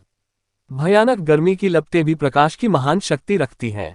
हमले की विस्फोटक शक्ति इतनी भयानक थी कि अगर वह अपनी चरम स्थिति में होता तो भी वह इसे रोक नहीं पाता, अकेले ही जब उस पर फूलते हुए कमल के फूल का हमला हो रहा था। तीव्र जलन के तहत एलिगोस के 6 सांप के सिर मूल रूप से एक ही समय में फट गए। गाढ़े बैंगनी लाल रक्त ने उसके जीवन को अक्षुण्ण रखने के लिए एक सुरक्षात्मक बाधा बनाने का प्रयास किया। दुर्भाग्यवश उन्हें इसका एहसास बहुत देर से हुआ। यदि उसने 1 सेकंड पहले घाटे को कम करने के लिए राक्षसी पतन तकनीक का उपयोग किया होता तो उसे अभी भी अपने जीवन की रक्षा करने का मौका मिल सकता था। हालांकि जब वह हमले से पूरी तरह से त्रस्त हो गया तो वह दानव देव स्तंभ की शक्ति का उपयोग नहीं कर सका। 6 सांपों के सिर नष्ट होने के बाद गंदे सांप का खून तुरंत हॉट ऑफ फ्लेम्स और ग्लोरियस स्तुति की शुद्धि के तहत गायब हो गया, जबकि एलिगोस पूरी तरह से निगल लिया गया और तुरंत वाष्पीकृत हो गया। यहाँ तक कि उसके दानव देवता के मुकुट ने भयानक नीली आग की लपटों के भीतर भागने की क्षमता खो दी थी और आग फीनिक्स की वापसी के साथ लिन शिन के हाथों में समाप्त हो गई। हालांकि लिन शिन के लिए उस हमले को शुरू करना स्पष्ट रूप से आसान नहीं था। उसका चेहरा भयावह रूप से पीला पड़ गया, जबकि वह हवा में लड़खड़ा रहा था, लगभग आसमान से गिर रहा था। हालांकि आखिरकार उन्होंने अपना उद्देश्य हासिल कर लिया। आखिरकार उन्होंने युद्ध के मैदान में एक राक्षस देवता को मार डाला था और एक राक्षस को जिसकी रैंकिंग 15 तक थी। दूसरी ओर देवदूत दानव भगवान पाइमोन, जिसे लिन शिन ने त्याग दिया था, ने प्रतिक्रिया दी और तेजी से यहां आ गया। उसने कमजोर लिन शिन को मारने की कोशिश की। हालांकि लिन शिन ने तुरंत उसके मुंह में कुछ गोलियां डाली और उसका शरीर एक बार फिर चमक उठा। उसके सिर के ऊपर सूरज ने एक ड्रैगन की दहाड़ निकाली और एक विशाल ड्रैगन का सिर एक बार फिर उभर आया। लिन शिन के सीने से फीनिक्स की चीख निकली। पाइमोन एक दानव देवता था जो शीर्ष 10 में था न रखता था, लेकिन वह स्वयं जानता था कि उसकी साधना एलिगोस से बहुत अधिक नहीं थी। यदि एलिगोस तुरंत मारा गया होता तो क्या उसे खुले टकराव में बेहतर प्रदर्शन करना चाहिए था। पाइमोन तुरंत रुक गया। वह हवा में रुक गया। उसने तुरंत अपने आक्रामक जादू को मोड़ दिया जो वह रक्षात्मक जादू की तैयारी कर रहा था। वह डर गया था और लिन शिन की पूरी ताकत से मारा जा रहा है। इसके बजाय लिन शिन से ड्रैगन की दहाड़ और फीनिक्स की चीख बनी रही, लेकिन उसने कुछ नहीं किया। वास्तव में उसके लिए लगातार 2 हमले करना कैसे संभव था। ड्रैगन उनकी डोमेन तकनीक सीक्रेट सन ड्रैगन से आया है। इसे उनके गौरवशाली पवित्र अग्नि की स्तुति के प्रकाश तत्व से बढ़ाया गया था, इसलिए इसकी शक्ति स्वयं स्पष्ट थी।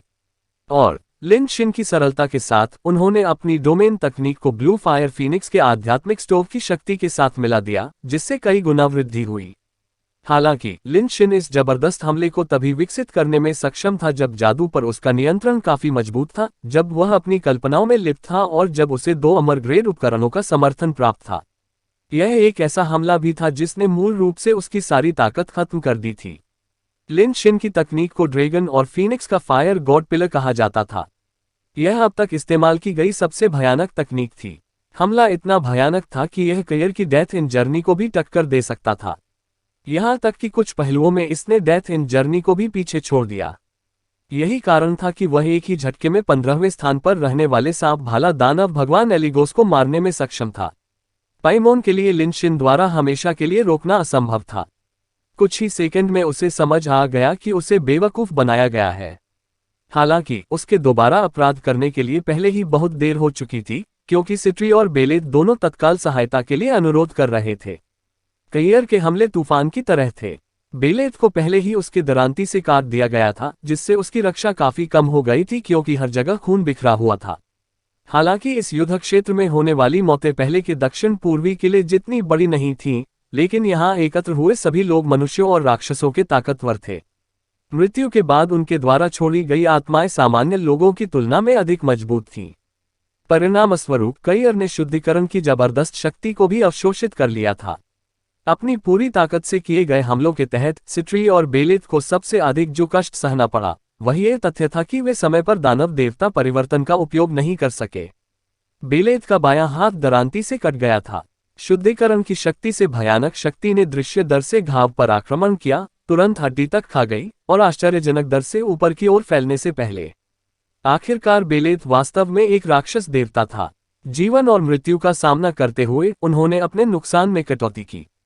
उसका हथियार एक वीणा था, इसलिए उसने तुरंत एक तार उखाड़ दिया और बलपूर्वक अपना हाथ काट दिया। तभी उन्होंने शुद्धिकरण की शक्ति के प्रसार को रोका। हालांकि एक हाथ खोने के बाद उनकी युद्ध कौशल पर प्रभाव स्पष्ट था। सिट्री और बेलेत को अत्यधिक उच्च स्थान दिया गया। एक की 13वीं थी तो दूसरे की 12वीं। यदि वे भी मर गए और कयर खुद को मुक्त करने में सक्षम हो गई तो ये युद्ध के मैदान के लिए विनाशकारी होगा। एक चट्टान और कठिन जगह के बीच फंसा पैमोन लिन शिन को मारना बहुत चाहता था, लेकिन वह ऐसा नहीं कर सका। कोई अन्य विकल्प न होने के कारण वह केवल दानव देवता परिवर्तन से गुजर सकता था और फिर कयर पर हमला कर सकता था। कयर लालची नहीं था। वह अचानक अपने हमलों से पीछे हट गई और अनंत काल का टॉवर एक ही समय में तेजी से उभरा, जिसने तीनों राक्षस देवताओं को जबरदस्ती घेर लिया और सील कर दिया। उसने अपने पहले के उपभोग की भरपाई के लिए 12 पवित्र रक्षकों के संरक्षण में शुद्धिकरण की शक्ति को तेजी से अवशोषित कर लिया। वह पहले से ही विरोधियों से निपटने के लिए टॉवर ऑफ इटर्निटी का उपयोग करने से बहुत परिचित हो गई थी। बस थोड़े ही समय मैंसमय के साथ लिन शिन के साथ उसकी टीम वर्क ने एक राक्षस देवता को खत्म कर दिया था।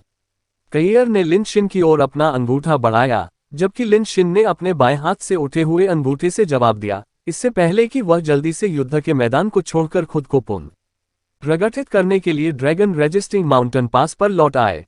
अपनी गोलियों और अपने डोमेन की ताकत के साथ वह जल्द ही अपनी चरम स्थिति को ठीक करने में सक्षम होगा। एक बार जब वह कयर के साथ बोझ साझा कर सकता है तो स्थिति पूरी तरह से अलग होगी। कयर ने 3 राक्षस देवताओं को अधिक समय तक फंसाए नहीं रखा। अनंत काल का टॉवर चमक उठा और चांदी की रोशनी की एक और चमक के साथ कयर के बगल में एक आकृति दिखाई दी। वह वांग युवानयुवान थी। वांग युवानयुवान के प्रतिद्वंद्वी पहले फोर्स डेमन गॉड बारबाटोस थे। बारबाटोस शक्तिशाली था और वह वांग युवानयुवान से लड़ते हुए अपने तरीके से चाले चल रहा था। जैसे ही उसने ऐसा किया, उसने पहले ही एक गोल्डन फाउंडेशन नाइट और 6 माइथ्रिल फाउंडेशन नाइट्स को मार डाला था।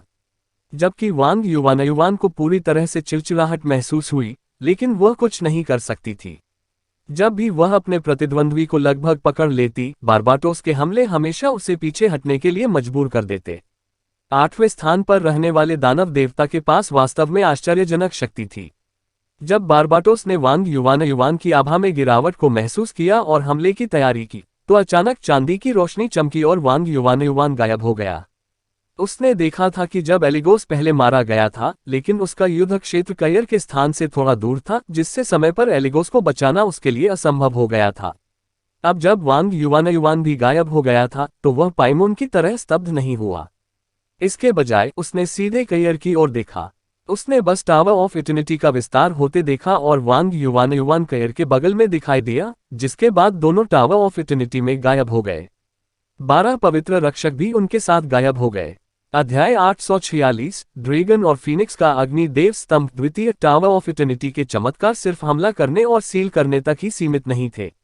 दानव देवता टावर ऑफ इटर्निटी के भीतर भी अपने दानव देवता स्तंभों तक पहुंचने में असमर्थ थे। अतीत में लॉन्ग हाओचेन ने क्लियर विशन क्रोसेल के दानव देवता को मारने के लिए अपनी पद्धति का उपयोग किया था। अब कयर ने इसे और भी अधिक परिचितता के साथ हासिल किया।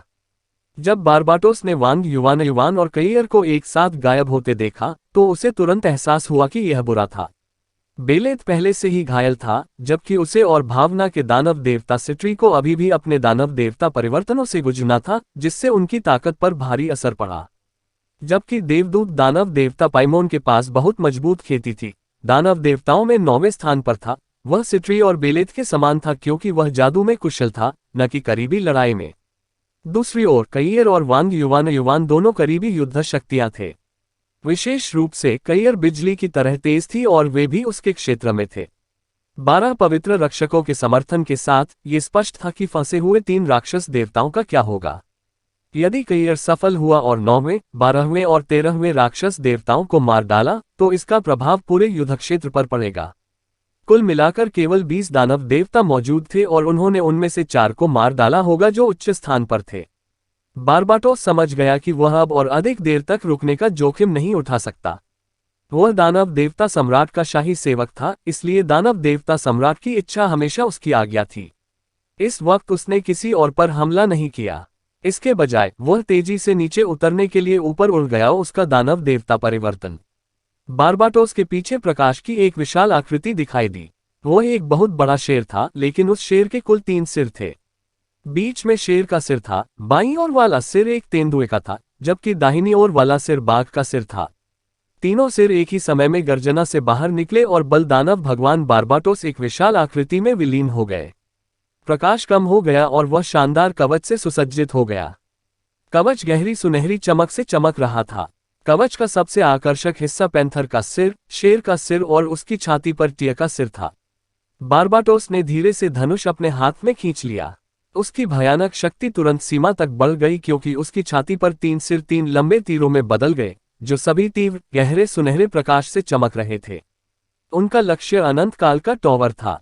इसी समय हवा में अचानक सीटी बजी। बारबाटोस का हृदय सहज रूप से कांप उठा, लेकिन वह उस क्षण नहीं रुक सका, अन्यथा सब कुछ बर्बाद हो जाता। बारबाटोस ने भयंकर दहाड़ लगाई। पहले वाला आंकड़ा एक बार फिर सामने आया। उसी समय उसका शरीर बलपूर्वक 300 मीटर से अधिक दूर चला गया और दूरी में उसके राक्षस देव स्तंभ से भारी गड़गड़ाहट हुई। 7 रंगों वाली रोशनी की एक लकीर तुरंत दिखाई दी। ये बारबाटोस से चूक गया। हमला ये सन्नी की ओर से हुआ, जिसके पास धनुष भी था। उसी समय बारबाटोस ने अपनी उंगली छोड़ी और 3 गहरे सुनहरे तीर टॉवर ऑफ इटर्निटी की ओर चलाए। हवा में उड़ते समय तीनों तीरों ने क्रमशः एक पैंथर का सिर, एक शेर का सिर और एक बाघ का सिर बनाया। जब वे अनंत काल की मीनार पर उतरे तो सभी के सिर 10 मीटर चौड़े हो गए थे। 3 भारी धमाकों के साथ टावर ऑफ इटर्निटी को जोर से हवा में उछाल दिया गया। जैसे ही वह सफेद रोशनी से चमका, वास्तव में एक तरफ दरारों की एक बड़ी श्रृंखला दिखाई दी। हालांकि दरारें अपने आप तेजी से ठीक हो गईं, लेकिन दरारों में गहरी सुनहरी रोशनी थी जो उन्हें बंद होने से भी रोक रही थी। बारबाटोस ने एक बार फिर अपना धनुष खींचा। एक झटके के साथ कईर, वांग युवान और 3 राक्षस देवता एक ही समय में बाहर प्रकट हुए।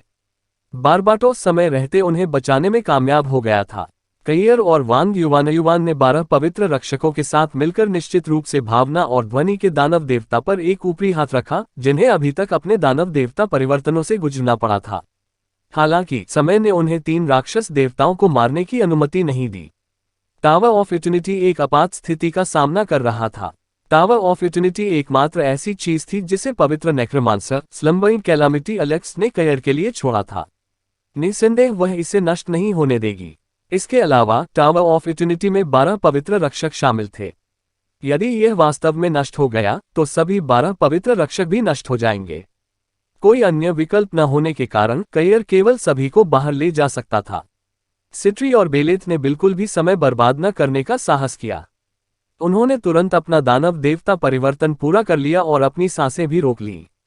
उन्होंने पाइमोन के नेतृत्व में एक साथ कयर पर हमले शुरू किए। वांग युवान और कयर ने एक दूसरे की ओर देखा। एक झटके के साथ वांग युवान एक बार फिर बारबाटोस की ओर बढ़ा। उसकी आंखों में रक्त लाल प्रकाश विशेष रूप से सघन हो गया। दोनों युद्ध युक्तियों में से एक सफल रही, जबकि दूसरी विफल रही। हालांकि वे एक राक्षस देवता को मारने में कामयाब रहे। क्षणिक आराम के बाद लिन शिन ने भी एक बार फिर युद्ध के मैदान में कदम रखा था। वह सीधे वांग युवान के पीछे दिखाई दिए, जिससे इष्टतम का निर्माण हुआ, एक योद्धा और एक जादूगर का संयोजन। वे बारबाटोस के विरुद्ध एक साथ लड़े।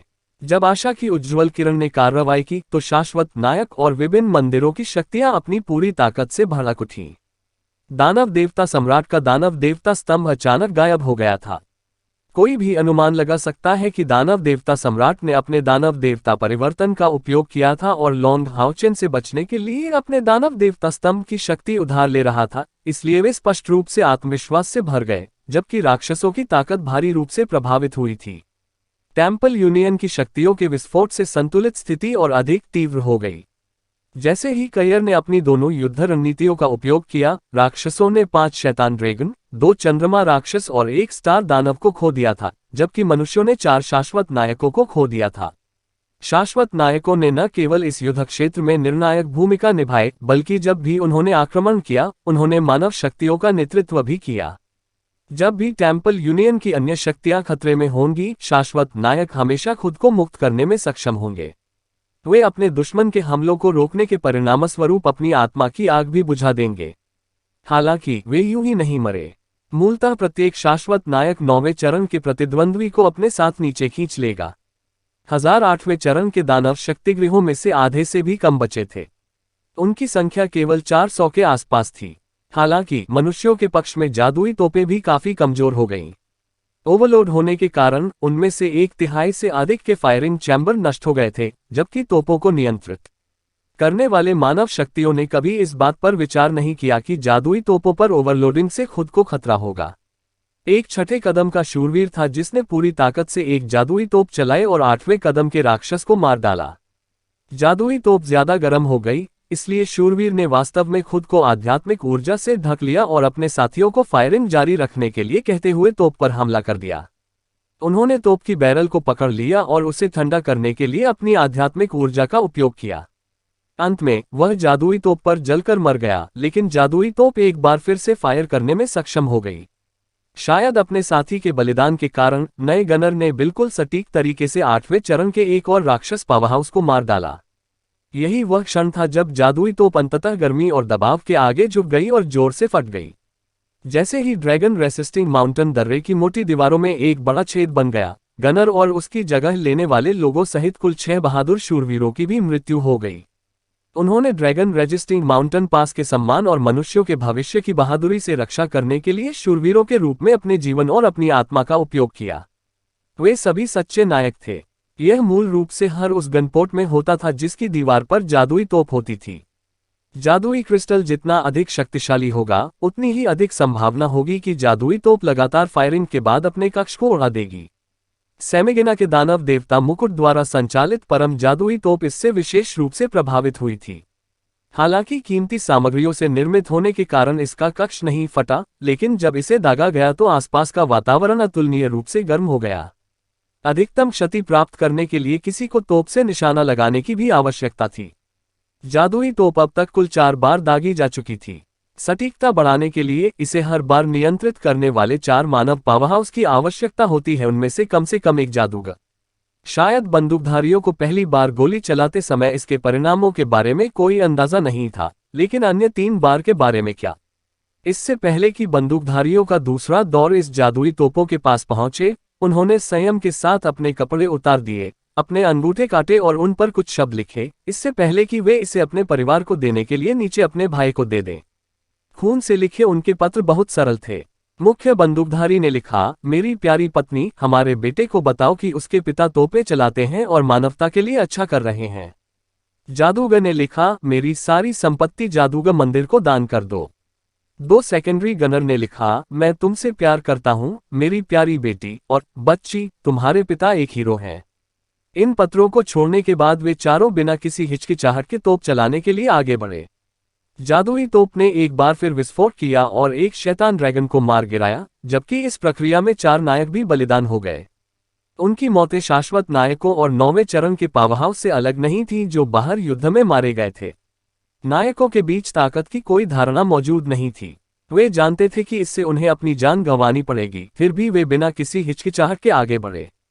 टेम्पल यूनियन के प्रत्येक पावरहाउस ने मानवता के अस्तित्व के लिए लड़ने के लिए अपने खून और ऊर्जा के अंतिम हिस्से का उपयोग किया था। उनकी मृत्यु का वजन पहाड़ों जितना भारी था। इस लड़ाई के बाद जो मनुष्यों के अस्तित्व को निर्धारित करेगी, ड्रैगन रेसिस्टिंग माउंटेन पास की लड़ाई महत्व में दक्षिण पूर्वी किले और असंख्य जानवर माउंटेन पास की लड़ाई से अधिक हो जाएगी। इसका नाम बदलकर हीरोज माउंटेन पास रखा जाएगा। साथ ही तीनों किलों में वीरों की पट्टिकाएं लगाई जाएंगी और उन नायकों की प्रशंसा की जाएगी जिन्होंने मानवता के भविष्य के लिए अपना बहुमूल्य जीवन अर्पित कर दिया था।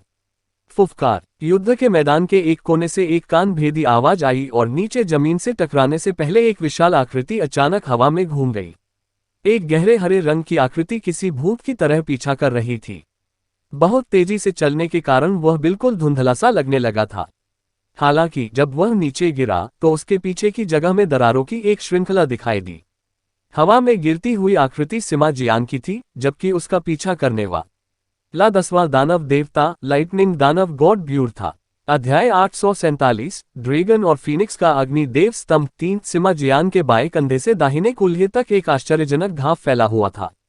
उसकी मुख्य सेना लगभग पूरी तरह से कट चुकी थी, जिससे खून के निशान दिखाई दे रहे थे और उनकी आभा बेहद कमजोर लग रही थी। उनकी मूल साहसी आभा पूरी तरह से गायब हो गई थी। केवल उसका गंजा सिर ही चमकता रहा। हालांकि उसे बिजली दानव भगवान ब्यूर द्वारा काट दिया गया था, फिर भी उसने बिजली की विशाल गेंद की श्रृंखला को कसकर पकड़ रखा था। वह बस जमीन पर गिरने ही वाला था। बुए और सिमा जियान पहले से ही लंबे समय से युद्ध में बंद थे। सिमा जियान ने खुद को बिजली से ढकने के लिए गॉडली पर्पल थंडर के आध्यात्मिक स्टोव की शक्ति का इस्तेमाल किया, जिससे ब्यूर के हमलों को बमुश्किल रोका जा सका। हालांकि ब्यूर अपने हमले के लिए राक्षसों के बीच जाना जाता था। वह वास्तव में सिमेक्सियन से अधिक मजबूत था। राक्षस देवताओं में ब्यूर और एलिगोस के बीच बहुत अच्छे संबंध थे। उन्हें सबसे अच्छे दोस्त के रूप में वर्णित किया जा सकता है। ब्यूर ने एलिगोस को लिनशिन के हमलों से मरते देखा और जब ऐसा हुआ तो वह सिमा जियान और उसकी बिजली की शक्ति से पूरी तरह से उलझ गया था, इसलिए वह एलिगोस को बचाने में असमर्थ था। एलिगोस की मौत से ब्यूर की आंखें गुस्से से लाल हो गईं। उसे अब अपने को वापस रखने की जहमत नहीं उठानी पड़ी। ताकत सीधे अपने दानव देवता परिवर्तन का उपयोग करके और अपनी पूरी ताकत से सिमा जियान पर तुरंत काबू पा लिया। अपने भयानक हमलों और गति का उपयोग करते हुए उसने अंततः सिमा जियान की सुरक्षा को तोड़ दिया और सिमा जियान की छाती पर एक भयानक प्रहार किया। यदि यह सिमा जियान के महाकाव्य स्तरीय कवच की रक्षा के लिए नहीं होता तो शायद वह पहले ही हमले में आधा कट गया होता। ब्यूर के अगले अंग प्रार्थना करने वाले मिंटिस के समान थे, जबकि उसके नीचे 4 पैर थे और उसकी पीठ पर पतले पंखों की एक जोड़ी थी। एक बार जब उसने अपने पंख फैला दिए तो न केवल वह बहुत तेजी से उड़ सकता था, बल्कि हवा में दिशाएं भी आसानी से बदल सकता था। जिस तरह से उसने हमला किया वह असुर स्ट्राइक के समान था, जिसका उपयोग लॉन्ग हाओचेन और ब्राइट ग्लिमर ऑफ होप के कुछ सदस्य कर सकते थे, और उनका हर एक प्रहार असुर प्रहार के समान ही तीखा था। इसके उतरने पर भारी क्षति हो सकती थी। गहरे हरे रंग की रोशनी चमक रही थी। यदि नग्न आंखें ये देखने में सक्षम थी कि क्या हुआ था, तो जब ब्यूर ने अपने पंख फैलाए तो एक अजीब हरापन आगे की ओर फैल गया। ये सिर्फ उसके पंखों से ही नहीं बल्कि उसके 4 पैरों से भी प्रकट होता था। अंत में अजीब हरा रंग उसके अगले पैरों की जोड़ी पर इकट्ठा हो गया। ये ब्यूर का डोमेन सीलेब्रिक का डोमेन था। इसने विनाश में अपनी सारी शक्तियां प्रदर्शित की। इससे उसकी कुशाग्रता बढ़ गई। उसके डोमेन ने न केवल उसके हमलों को अविश्वसनीय रूप से शक्तिशाली बना दिया, बल्कि यह उसके प्रतिद्वंद्वी के डोमेन को भी काट सकता था। इसे एक अत्यंत विशेष लेकिन भयानक रूप से शक्तिशाली डोमेन के रूप में वर्णित किया जा सकता है। चूंकि वह शीर्ष 10 राक्षस देवताओं में शुमार हो सकता था, तो उसकी साधना कमजोर होना कैसे संभव था। एलिगोस की मौत ने ब्यूर को पूरी तरह से क्रोधित कर दिया था। वह सिमा जियान को अपने डोमेन के हमले के तहत मरने वाला पहला व्यक्ति बनाने वाला था। सिमा जियान को मारने के बाद वह एलिगोस का बदला लेगा। बिना किसी संदेह के सिमा जियान इस समय अत्यधिक खतरे में था, क्योंकि उसे 10वें दानव देवता के घातक पूर्ण शक्तिशाली हमले का निशाना बनाया गया था। हालांकि यदि Bure bright glimmer of hope से परिचित था तो उसे पता होना चाहिए था कि ब्राइट ग्लिमर ऑफ होप के सदस्य हमेशा एक दूसरे के साथ अत्यधिक समन्वयित थे। हालांकि जब सिमा जियान इतने खतरे में थी तो कायर ने इंस्टेंट फ्लैश के डोमेन का उपयोग क्यों नहीं किया, और जब उस पर पहले हमला हुआ तो सोल शेयरिंग चेन प्रभावी क्यों नहीं हुई। दुर्भाग्य से ब्यूर इन तथ्यों से अपरिचित था। ये पहली बार था जब युद्ध के मैदान में उसका सामना ब्राइट ग्लिमर ऑफ होप के किसी सदस्य से हुआ था। सिमा जियान बिल्कुल भी घबराई नहीं थी। हवा में गिरते ही उसने बिजली के विशाल गोले को मजबूती से पकड़ लिया। लगभग 5 सेकंड में ही उसने जमीन पर जोरदार प्रहार किया। अपने व्यक्तिगत वजन और बिजली की विशाल गेंद के साथ साथ ब्यूर के पहले हमले के बल के कारण वह वास्तव में पूरी तरह से जमीन में समा गया था, जबकि ब्यूर के ब्लेड उसके डोमेन की शक्ति के साथ आकाश से नीचे उतरे थे। एक अजीब हरी रोशनी के साथ वे सिमा जियान की ओर बढ़े, उसे टुकड़ों में काटने वाले थे। जैसे ही सिमा जियान ब्यूर के हमले के तहत नष्ट होने वाली थी, अचानक एक अजीब दृश्य दिखाई दिया। सिमा जियान की छाती पर अचानक सफेद रोशनी दिखाई दी। उसके कवच पर एक सफेद परी की छवि चुपचाप दिखाई दी। खूबसूरत परी का चेहरा स्पष्ट रूप से आंसुओं से भरा हुआ था, जबकि उसकी स्पष्ट आंखें अंतहीन उदासी से भरी हुई लग रही थीं। देवदूत के प्रकट होने के बाद एक आकृति चुपचाप सिमा जियान के सामने प्रकट हुई। ऊपर से उतर रहे बिजली दानव देवता को रोकने के लिए एक विशाल ढाल तैयार हो गई। बजना बजना 2 विस्फोटक ध्वनियों के साथ आकृति जो अचानक प्रकट हुआ था वह ब्यूर द्वारा सीधे उसके डोमेन और उसके दानव देवता परिवर्तन के संयुक्त प्रभाव के तहत उड़ान भरने के लिए निर्धारित किया गया था। हालांकि आकृति सिमा जियान को बचाने में भी कामयाब रही थी। जब ब्यूर ने अपने प्रतिद्वंद्वी को हरा दिया तो उसने खुद भी थोड़ा पलटवार किया। वह सिमा जियान पर तुरंत हमला करने में असमर्थ था, और जब ब्यूर ने पहले ढाल को काटा तो उसने दो अजीब छवियां देखीं। उनमें से एक सिमा जियान के सीने पर दुख के दूत के समान था, जबकि दूसरा एक भयानक राक्षस था। दोनों छवियां ढाल पर दिखाई दी। उनमें से प्रत्येक ने ढाल का आधा हिस्सा उठाया और उसकी एक अजीब छवि बनाई जो आधी सफेद और आधी पीछे थी। जब उसने ढालधारी शूरवीर को उड़ान भरने के लिए भेजा तो ब्यूर ने राक्षस की छवि को स्पष्ट रूप से धुंधला होते देखा और एक आकृति ढाल से उभरकर उस पर गिरती हुई प्रतीत हुई। जब उसने अपनी पूरी ताकत के साथ हमला शुरू किया था तो वह पीछे हटने या चकमा देने में असमर्थ था। यही कारण था कि कुछ गड़बड़ होने का एहसास होने के बावजूद वह केवल अपने विरोधियों पर हमला करते हुए आक्रमण को सहन कर सका। क्या हो रहा था? ब्यूर ने अपने शरीर से दुश्मन की शक्ति को शुद्ध करने के प्रयास में आश्चर्य में अपनी आध्यात्मिक ऊर्जा को तेजी से प्रसारित किया। हालांकि उसे तुरंत एहसास हुआ कि यह सब व्यर्थ था, क्योंकि किसी भी चीज ने उसके शरीर पर आक्रमण नहीं किया था। यही वह क्षण था जब सिमा जियान ने खुद को जमीन से मुक्त कर लिया और अपने पैरों पर चढ़ गई। ऐसा लग रहा था जैसे उसकी हालत खराब है, सब अस्त व्यस्त है, लेकिन जब उसने ब्यूर की ओर देखा तो वह मुस्कुराया। उसने ब्यूर से कुछ ऐसा कहा जो ब्यूर को समझ में नहीं आया। यह एक देवदूत और शैतान के बीच की लड़ाई है। जब उसने ऐसा कहा तो उसके सीने का फरिश्ता अचानक अत्यधिक उज्ज्वल हो गया। उदास देवदूत मानो जीवित हो उठा। इसी क्षण ब्यूअर की छाती पर भी एक छवि उभरी थी। ये पहले शूरवीर की ढाल से निकला भयानक शैतान था। अगले ही पल बुए और सिमा जियान चुंबक के दो ध्रुवों की तरह एक साथ खींच गए। एक बड़ी खींचने वाली शक्ति ने तुरंत उन्हें एक दूसरे की ओर खींच लिया। शक्ति इतनी महान थी कि यह उन दोनों की खेती से भी अधिक थी। अरे नहीं, ब्यूर ने पहले ही निर्धारित कर लिया था कि कुछ गड़बड़ है, लेकिन जब वह दानव देवता परिवर्तन से गुजर चुका था तब भी वह वास्तव में इस खींचने वाली शक्ति से मुक्त होने में असमर्थ था। वह केवल सिमा जियान की ओर टकराते हुए देख सकता था। उस पल सिमा जियान का शरीर बुरी तरह से सूजने लगा। पलक झपकते ही वह घनी सुनहरी रोशनी से चमकते हुए 100 मीटर लंबा हो गया। बिना किसी संदेह के जिस व्यक्ति ने सिमा जियान को घातक हमले को रोकने में मदद की थी वह हान यू था। हमले को रोकने के बाद उसने सिमा जियान के साथ लड़ाई जारी नहीं रखी। इसके बजाय वह अपने पिछले प्रतिद्वंद्वी को व्यस्त रखते हुए तुरंत अपने मूल युद्ध क्षेत्र में लौट आया। बिजली दानव भगवान को नहीं पता था कि प्रतिद्वंद्वी की तकनीक क्या थी, लेकिन उस क्षण वह किसी कारण से असहज हो गया। अज्ञात परिस्थितियां सबसे भयावह थीं। हालांकि एक दानव देवता और 10वें स्थान पर रहने वाले व्यक्ति के रूप में ब्यूर स्पष्ट रूप से अब जैसे महत्वपूर्ण क्षण में कोई कमजोरी नहीं दिखाएगा। उसने चकमा देने की कोशिश नहीं की। उन्होंने इसका खुलकर सामना किया। हो सकता है कि वह अपनी गति बढ़ाने में सक्षम न हो, लेकिन उसके पास अभी भी भयानक हमले थे। अपने ब्लेड जैसे अंगों को उठाते हुए उसने एक बार फिर अपने अधिकार क्षेत्र को खोल दिया। वहां अंधेरी हरी रोशनी की एक चमक थी और उसने उन्हें सीधे सिमा जियान के दिल की ओर घुमाया। ब्यूर को अब समझ आया कि सिमा जियान वास्तव में पहले अपनी पूरी ताकत का उपयोग नहीं कर रही थी। कम से कम उसने इस डोमेन का उपयोग नहीं किया था। हालांकि सिमा जियान का डोमेन कितना भी शक्तिशाली क्यों न हो, ये ब्यूर का अपना पूरी तरह से बेकार होगा कार्यक्षेत्र। उसके शरीर को बड़ा करने से नुकसान कम नहीं होगा। भले ही वह अपनी योजना को पूरा करने और ब्यूर की गति को सीमित करने में कामयाब रहा, फिर भी वह एक शक्तिशाली हमले से पहले मर जाएगा। अधिक से अधिक वह मरने से पहले एक बार अपने प्रतिद्वंद्वी पर हमला करने में सक्षम होगा। हालांकि ब्यूर को विश्वास था कि वह अपने दानव देवता परिवर्तन के तहत सिमा जियान के हमले को रोक सकता है। विपरीत आकार की दो आकृतियां आपस में टकरा गईं। 100 मीटर लंबी खड़ी सिमा जियान के लिए बुए जितना फुर्तीला होना असंभव था। ब्यूर के मेंटिस ब्लेड सबसे पहले उसकी छाती पर गिरे।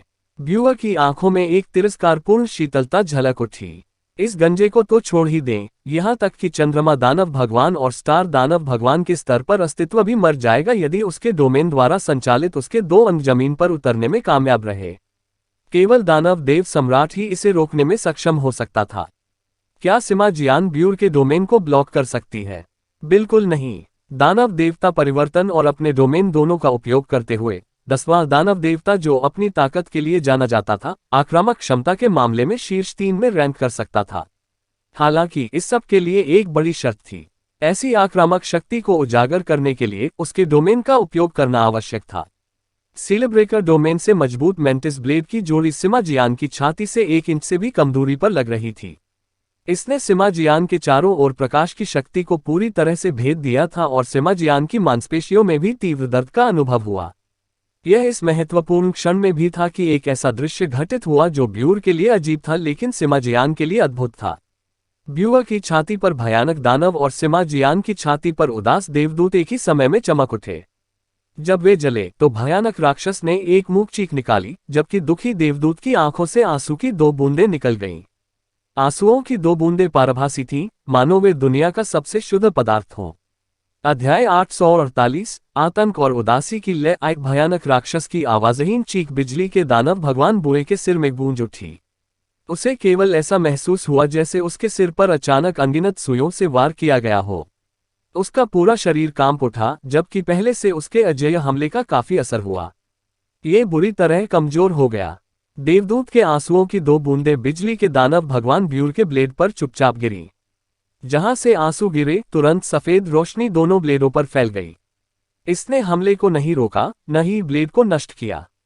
हालांकि ब्लेड पर ब्यूर का डोमेन और साथ ही अंधेरे और नकारात्मक ऊर्जा की पूरी आभा 2 बूंदों के उतरने पर पूरी तरह से गायब हो गई। दूसरे शब्दों में वे युद्ध के सबसे महत्वपूर्ण क्षण में गायब हो गए थे। शट शट 2 मेंटिस ब्लेड ने सिमा जियान के कवच में बुरी तरह से वार किया। हालांकि सिमा जियान पहले से अनगिनत गुना बड़ा हो गया था, जबकि उसका कवच भी मोटा हो गया था। मेंटिस ब्लेड ब्यूर के सबसे शक्तिशाली हमले थे, जैसे कि किसी भी शक्ति के समर्थन के बिना भी वे अभी भी असामान्य रूप से तेज थे। हालांकि वे सिमा जियान की छाती की मांसपेशियों तक पहुंचने में भी असफल रहे। यदि डोमेन और अन्य शक्तिशाली बूस्ट बने रहे तो ब्यूर को इस गंजे को टुकड़े टुकड़े करने का पूरा भरोसा होगा, चाहे 2 ब्लेडों के उतरने के बाद सिमा जियान कितनी भी बड़ी क्यों न हो गई हो। दुर्भाग्य से वे अब केवल तेज ब्लेडों की एक जोड़ी बनकर रह गए हैं। सिमा जियान के थके हुए चेहरे पर एक बुरी मुस्कान दिखाई दे रही थी। वह बहुत लंबे समय से इस पल का इंतजार कर रहा था। ब्यूर द्वारा उसे हमेशा दबाया गया था और वह इसे पूरे समय भी सहन करता रहा था, ताकि वह ऐसा कर सके अंतिम क्षण में घातक हमला करेंगे। हान यू ने केवल एक उदाहरण के लिए सिमा जियान की मदद की थी, लेकिन सिमा जियान और हान यू ने इसकी योजना बहुत पहले ही बना ली थी, ठीक उसी तरह जैसे कईर, वांग युवान और लिनशिन ने एक साथ मिलकर काम किया था। सिमा जियान की चालें बुए जितनी निपुण नहीं थीं, न ही वे उतनी तेज थीं, लेकिन वे बहुत धीमी भी नहीं थीं। जब ब्यर के ब्लेड सिमा जियान के शरीर में घुसे तो सिमा जियान भी जो कर रही थी उसे पूरा करने के करीब थी। उनका हमला क्रूर था। उसने बिजली का विशाल गोला अपनी ही छाती पर फेंका। दरअसल उन्होंने खुद को भी नहीं बख्शा। भयानक धातु का गोला जो कई दर्जन गुना बड़ा हो गया था, उसकी छाती से ऐसे टकराया जैसे तोप मच्छर पर वार कर रही हो। सिमा जियान के डोमेन को बिजली की विशाल गेंद कहा जाता था। यह एक डोमेन हथियार लॉन्ग येटिंग के समान था। हालांकि यह उसे एक हथियार में नहीं बदल सकता था जैसे कि लॉन्ग येटिंग एक तलवार में बदल सकता है, लेकिन इसकी शक्तियां मूल रूप से वही थीं। उसी क्षण बिजली का विशाल गोला उसके शरीर से टकराया। ऐसा लग रहा था कि सिमा जियान अपनी व्यक्तिगत सुरक्षा की पूरी तरह से अनदेखी कर रही थी, लेकिन उसके डोमेन के दृष्टिकोण से उसका शरीर भी बिजली के विशाल गोले का एक हिस्सा था। टक्कर बस दोनों को एक कर रही थी, तो क्या इससे बहुत अधिक नुकसान हो सकता है? एक भयानक तेज चीख ने ब्यूर के सिर में कहर ढा दिया। तीव्र दर्द के कारण ब्यूर अनियंत्रित रूप से अकड़ गया। जिस क्षण उसने सिमा जियान पर हमला किया था, वही क्षण वह भी था जब वह सिमा जियान से चिपक गया था और जब तेज चीख ने उसे प्रभावित किया था। अवसर पूरी तरह से सिमा जियान की मुट्ठी में था। वस्तुतः उनकी पकड़ को दोषरहित कहा जा सकता है। उन्होंने खुद को पर्याप्त समय देते हुए ब्यूर को पूरी तरह से कमजोर कर दिया था। थप्पड़ बिजली की विशाल गेंद सिमा जियान की छाती से टकराई क्योंकि वह 100 मीटर लंबा खड़ा था। उस क्षण उसका पूरा शरीर सुनहरी रोशनी से जगमगा उठा, जबकि उसकी छाती बैंगनी थी। यदि एक प्रार्थना करने वाला मंत्र किसी पहाड़ से कुचल दिया जाए तो क्या होगा? सबसे बड़े हमलों वाले राक्षस देवताओं में से एक के रूप में ब्यूर की रक्षा विशेष रूप से मजबूत नहीं थी। सामान्य परिस्थितियों में भले ही उसे खतरे का सामना करना पड़े, वह अपने दानव देवता स्तंभ का उपयोग टेलीपोर्ट करने के लिए कर सकता था क्योंकि वह पास में था। हालांकि आशा की चमकीली किरण का राक्षस देवताओं के साथ कई बार टकराव हुआ था, इसलिए वे बेहद अनुभवी थे। चूंकि सिमा जियान और हान यू ने मारने के लिए जाल बिछाया था, इसलिए वे उसे भागने का कोई मौका नहीं देंगे। भयानक चीख ब्यूर के सिर में कुल 3 सेकंड तक रही, लेकिन उन 3 सेकंड ने ब्यूर को पूरी तरह से अभिभूत कर दिया। शायद शक्तिशाली मानसिक शक्ति के साथ जादू में कुशल दानव देवताओं के लिए यह अवधि कम रही होगी, लेकिन ब्यूर एक चीज पर बहुत अधिक केंद्रित था, जैसे कि उसके अन्य पहलू विशेष रूप से मजबूत नहीं थे। नतीजा ये हुआ कि वह जाल में फंसकर पूरी तरह असहाय हो गया। हालांकि ब्यूर की सुरक्षा कितनी भी कमजोर क्यों न हो, वह अभी भी एक दानव देवता था जो शीर्ष 10वें स्थान पर था और वह अपने दानव देवता परिवर्तन द्वारा संरक्षित था। हालांकि सिमा जियान का हमला उसके डोमेन हथियार की ताकत से उस पर हुआ था, लेकिन यह ब्यूर को मारने में विफल रहा। हालांकि ब्यूर डर से कांप रहा था। भारी प्रहार के तहत ब्यूर को केवल ऐसा महसूस हुआ जैसे उसके अंगों को लोहे के टुकड़े से कुचल दिया गया हो। उसकी निराशा का कारण यह था कि उसके मेंटिस ब्लेड दोनों भयानक बल के कारण टूट गए थे। अपने मेंटिस ब्लेड के बिना वह एक दांतहीन बाघ की तरह था। उस पल में ब्यूर भाग जाना चाहता था, लेकिन भयानक चीख शुरू होने में केवल 2 सेकंड ही बीते थे। चीख खत्म होने से पहले वह अपने राक्षस देवता स्तंभ से जुड़ने में असमर्थ था। वस्तुतः वह राक्षसी पतन तकनीक का उपयोग भी नहीं कर सका। सिमा जियान को समझने वाला हर कोई जानता होगा कि उसका हमला बिजली की विशाल गेंद के उतरने के बाद ही शुरू हुआ था।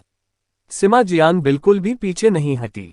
वह ठीक ठीक समझ गया कि उसका सामना किस प्रकार के प्रतिद्वंद्वी से हो रहा है। अगर उसने ब्यूर को अपनी सांसें पकड़ने दी तो शायद वह अपने ब्लेड फिर से उगाने में भी सक्षम हो गया होता। परिणामस्वरूप वो उसी तरह फूट पड़ा जैसे लिन शिन ने पहले किया था, बिना कुछ भी रोके। बाद में सिमा जियान की छाती से गड़गड़ाहट की तरह एक भयानक गड़गड़ाहट फूट पड़ी। स्मैश, क्रश और triple blast, godly purple lightning और गॉडली पर्पल लाइटनिंग तोप के साथ संयुक्त लाइटनिंग डेमन गॉड पहला प्रतिद्वंद्वी बन गया, जिसे डोमेन हासिल करने के बाद से सिमा जियान के डोमेन हथियार का पूरी ताकत से हमला सहना पड़ा। यहां तक कि पहले के घृणित राजा के साथ भी ऐसा व्यवहार नहीं किया गया था। सिमा जियान का शर बिजली से कांप गया और उसकी छाती से काला धुआं निकला। जब उसने बिजली के विशाल गोले को हटाया तो ब्यूअर का दानव देवता का मुकुट भी नष्ट हो गया, उसके शरीर की तो बात ही छोड़िए। क्या डोमेन हथियारों की शक्ति को इतनी आसानी से रोका जा सकता है? केवल उन कुछ मिनटों में गंजे पुजारी सिमा जियान ने उस रिकॉर्ड को पार कर लिया था जो लिन शिन ने अभी अभी युद्ध के मैदान में स्थापित किया था, जिससे युद्ध के मैदान में मरने वाले राक्षस देवता का सर्वोच्च पद 10वें तक बढ़ गया था। साथ ही पीड़ित स्नैक स्पीयर डेमन गॉड एलिगोस और लाइटनिंग डेमन गॉड ब्यूर अब एक अलग दुनिया में फिर से मिल सकते हैं। उनके दानव देव स्तंभ अब पूरी तरह धूमिल हो चुके थे। सिमा जियान ने लिन शिन की तुलना में भी कम प्रयास किया था। आखिरकार उसे हान यू की प्रत्यक्ष सहायता प्राप्त हुई। सिमा जियान ने हान यू की ओर अपना अंगूठा बढ़ाया, साथ ही उसकी छाती पर एक देवदूत की छवि भी रगड़ी। अब देवदूत की छवि चुपचाप गायब हो गई। आतंक और उदासी का दिव्य सिंहासन अनंत काल और सृजन के दिव्य सिंहासन के बाद सबसे मजबूत दिव्य सिंहासन था। यह मानव जाति द्वारा बनाया गया पहला दिव्य सिंहासन भी था। 6000 वर्षों से अधिक समय तक फैले अंधकार के युग के दौरान आतंक और उदासी के दिव्य सिंहासन ने केवल 2 शूरवीरों को मान्यता दी थी। हान यू दूसरे स्थान पर था। दिव्य सिंहासन द्वारा प्रदान किया गया हथियार केवल एक ढाल था, आतंक और दुख की ढाल। रक्षा की दृष्टि से इसे 5 सहायक दैवीय सिंहासनों में सर्वश्रेष्ठ माना जा सकता है। वर्तमान में हान यू ने अपने दम पर एक दानव राजा स्तर के शैतान ड्रैगन दस्ते को आसानी से रोक दिया था। फिर भी वह एक शैतान ड्रैगन किंग, एक चंद्रमा दानव राजा और एक स्टार दानव राजा के एक साथ हमलों के दौरान सिमा जियान की सहायता करने में सक्षम था। इससे केवल ये प्रदर्शित हुआ कि आतंक और दुख के दिव्य सिंहासन की सुरक्षा कितनी आश्चर्यजनक थी। हालांकि पहले दिव्य सिंहासन के प्रदर्शन से ये बताना संभव था कि दिव्य सिंहासन की क्षमताएं केवल रक्षा तक ही सीमित नहीं थीं। हान यू ने अभी जिस तकनीक का उपयोग किया था उसे आतंक और उदासी की लय कहा जाता था। इस तकनीक का प्रयोग वह खुद पर या अन्य लोगों पर भी कर सकता था। यह एक शक्तिशाली सहायक तकनीक थी जो अपने लक्ष्यों को प्रतिबंधित भी कर सकती थी। हान यू और सिमा जियान ने एक बार इसका कई बार प्रयोग किया था। उन्होंने तारों वाले आकाश के पवित्र शूरवीर यांग हाओयू पर भयानक चीख के प्रभावों का प्रयोग किया था, जिससे पता चला कि यांग हाओयू जैसा शक्तिशाली व्यक्ति, जो जबरदस्त मानसिक शक्ति के साथ शारीरिक और जादुई दोनों तरह का कौशल रखता था, अभी भी 2 सेकंड के लिए चीख से अक्षम हो जाएगा, एकम से कम। और इस तकनीक के बारे में सबसे भयानक बात यह थी कि इसे रोका या हटाया नहीं जा सकता था। हालांकि ये भी एक शर्त के साथ आया था, जो ये थी कि इसे प्रतिद्वंद्वी पर उतरना था। तकनीक के बारे में एकमात्र दोष ये था कि यह प्रतिद्वंद्वी पर ताला नहीं लगा सकती थी, इसलिए इसके लिए आवश्यक था कि दुश्मन चकमा न दे। अन्यथा हान यू ने कार्रवाई करने से पहले सिमा जियान के खतरे में होने तक इंतजार नहीं किया होता। इन दो साथियों के संयोजन के तहत उन्होंने अंततः एक उच्च रैंक वाले राक्षस देवता को समाप्त कर दिया। इससे इंसानों की स्थिति में भी थोड़ी राहत मिली। हालांकि राक्षस देवताओं की युद्ध कौशल अभी भी भयावह थी। उस छोटे से क्षण में अन्य दो शाश्वत नायक गिर गए, जबकि लिन शिन ने भी इस समय का उपयोग युद्ध के मैदान में फिर से प्रवेश करने के लिए किया। वह सीधे सिमा जियान के कंधे पर उड़ गया। उसने सिमा जियान को कुछ गोलियां फेंक दी और फिर सिमा जियान के कंधे को तोपखाने की बैटरी के रूप में इस्तेमाल किया। अपनी तोप के रूप में अनंत ड्रैगन की आग के साथ उसने दुश्मन के महत्वपूर्ण बिंदुओं पर हमला करने के लिए पवित्र सन डोमेन के महान हमलों का उपयोग करते हुए पूरे युद्ध के मैदान में अपनी ताकत फैला दी। सिमा जियान ने भी इस अवसर का उपयोग उन घावों से उबरने के लिए किया जो उसे अभी अभी लगे थे और जो आध्यात्मिक ऊर्जा उसने खर्च की थी। दोनों पक्षों द्वारा शक्ति का प्रयोग करने के बाद संतुलन अजीब ढंग से स्थिति में लौट आया। टेम्पल यूनियन ने वास्तव में 8वें चरण के कई दानव शक्तियों को मार डाला था, लेकिन जादुई तोपों के विस्फोट ने कई लोगों की जान भी ले ली थी, जिससे मनुष्यों ने अपनी युद्ध क्षमता खो दी थी। जहां तक 9वें चरण की शक्तियों के बीच लड़ाई का सवाल है, दोनों पक्षों को मूल रूप से समान हताहतों का सामना करना पड़ा था। कुल मिलाकर ये राक्षस ही थे जिन्हें थोड़ा कम नुकसान हुआ। आखिरकार दानव देवताओं को उनके दानव देवता स्तंभों का समर्थन प्राप्त था। उनके दानव देवता स्तंभों की सुरक्षा और उनके दानव देवता परिवर्तन और अन्य क्षमताओं को बढ़ावा देने के साथ दानव देवताओं को मारना बहुत मुश्किल था, जब तक कि वे सतर्क न हो जाएं, जैसा कि लिन शिन और सिमा जियान ने पहले किया था। अध्याय 849 आतंक और उदासी की लय। द्वितीय अन्य 9वें चरण के राक्षस शक्तियों की मृत्यु के प्रभाव ने युद्ध के मैदान को कम महत्वपूर्ण तरीके से प्रभावित किया। चंद्रमा दानव देवता और तारा दानव देवता द्वारा अपने अपने कुलों का समर्थन करने के साथ ताकत में मूल अंतर के कारण जीत का पैमाना फिर भी धीरे धीरे राक्षसों की ओर झुकता गया। हालांकि चुन ताकत में अंतर बहुत अधिक नहीं था और स्टार दानव देवता और चंद्रमा दानव देवता हमेशा युद्ध के मैदान में आसानी से आगे बढ़ रहे थे। वे संतुलन हासिल करने में सक्षम थे। हवा में 3000 मीटर की दूरी पर लॉन्ग हाओचेन और दानव देवता सम्राट के बीच सबसे महत्वपूर्ण लड़ाई दूसरे स्तर पर भी प्रवेश कर गई। जब लॉन्ग हाओचेन ने फिर से अपनी आंखें खोली तो ये पहली बार था कि उसे लगा कि उसके पास वास्तव में दानव देवता सम्राट को चुनौती देने की शक्ति है। अनंत काल और सृष्टि के दिव्य सिंहासन के जागने से पहले उसे वास्तव में यह नहीं पता था कि इस अति दिव्य उपकरण में इतनी शक्ति है। दानव देवता सम्राट के पीछे शैतान ड्रैगन स्तंभ आकाश को थामे हुए एक स्तंभ की तरह खड़ा था। इसके प्रभाव में दानव देवता सम्राट की आभा आतंक के अभूतपूर्व स्तर तक बढ़ गई। विशाल काली तलवार धीरे धीरे हवा में उतरी और दानव देवता सम्राट के सामने रुक गई। तलवार पर लिखे शिलालेखों से प्रकाश धीरे धीरे तलवार में समा गया। हालांकि शिलालेख धुंधले रहे। दानव देवता सम्राट की आंखें उस क्षण पूरी तरह से गहरी सुनहरी हो गई थीं। उसने अपना दाहिना हाथ उठाया और अपनी तलवार की मूठ को उल्टी पकड़ में पकड़ लिया। उन्होंने लॉन्ग हाओचेन की ओर उदासीनता से देखा। जब से मेरी आध्यात्मिक ऊर्जा 5 लाख से अधिक हो गई है, मुझे एक भी प्रतिद्वंद्वी का सामना नहीं करना पड़ा है जो मेरी पूरी ताकत का उपयोग करने के लिए पर्याप्त हो। बहुत प्रभावशाली। मेरी वंशावली के उत्तराधिकारी के रूप में वास्तव में आपके पास मुझे चुनौती देने की ताकत है।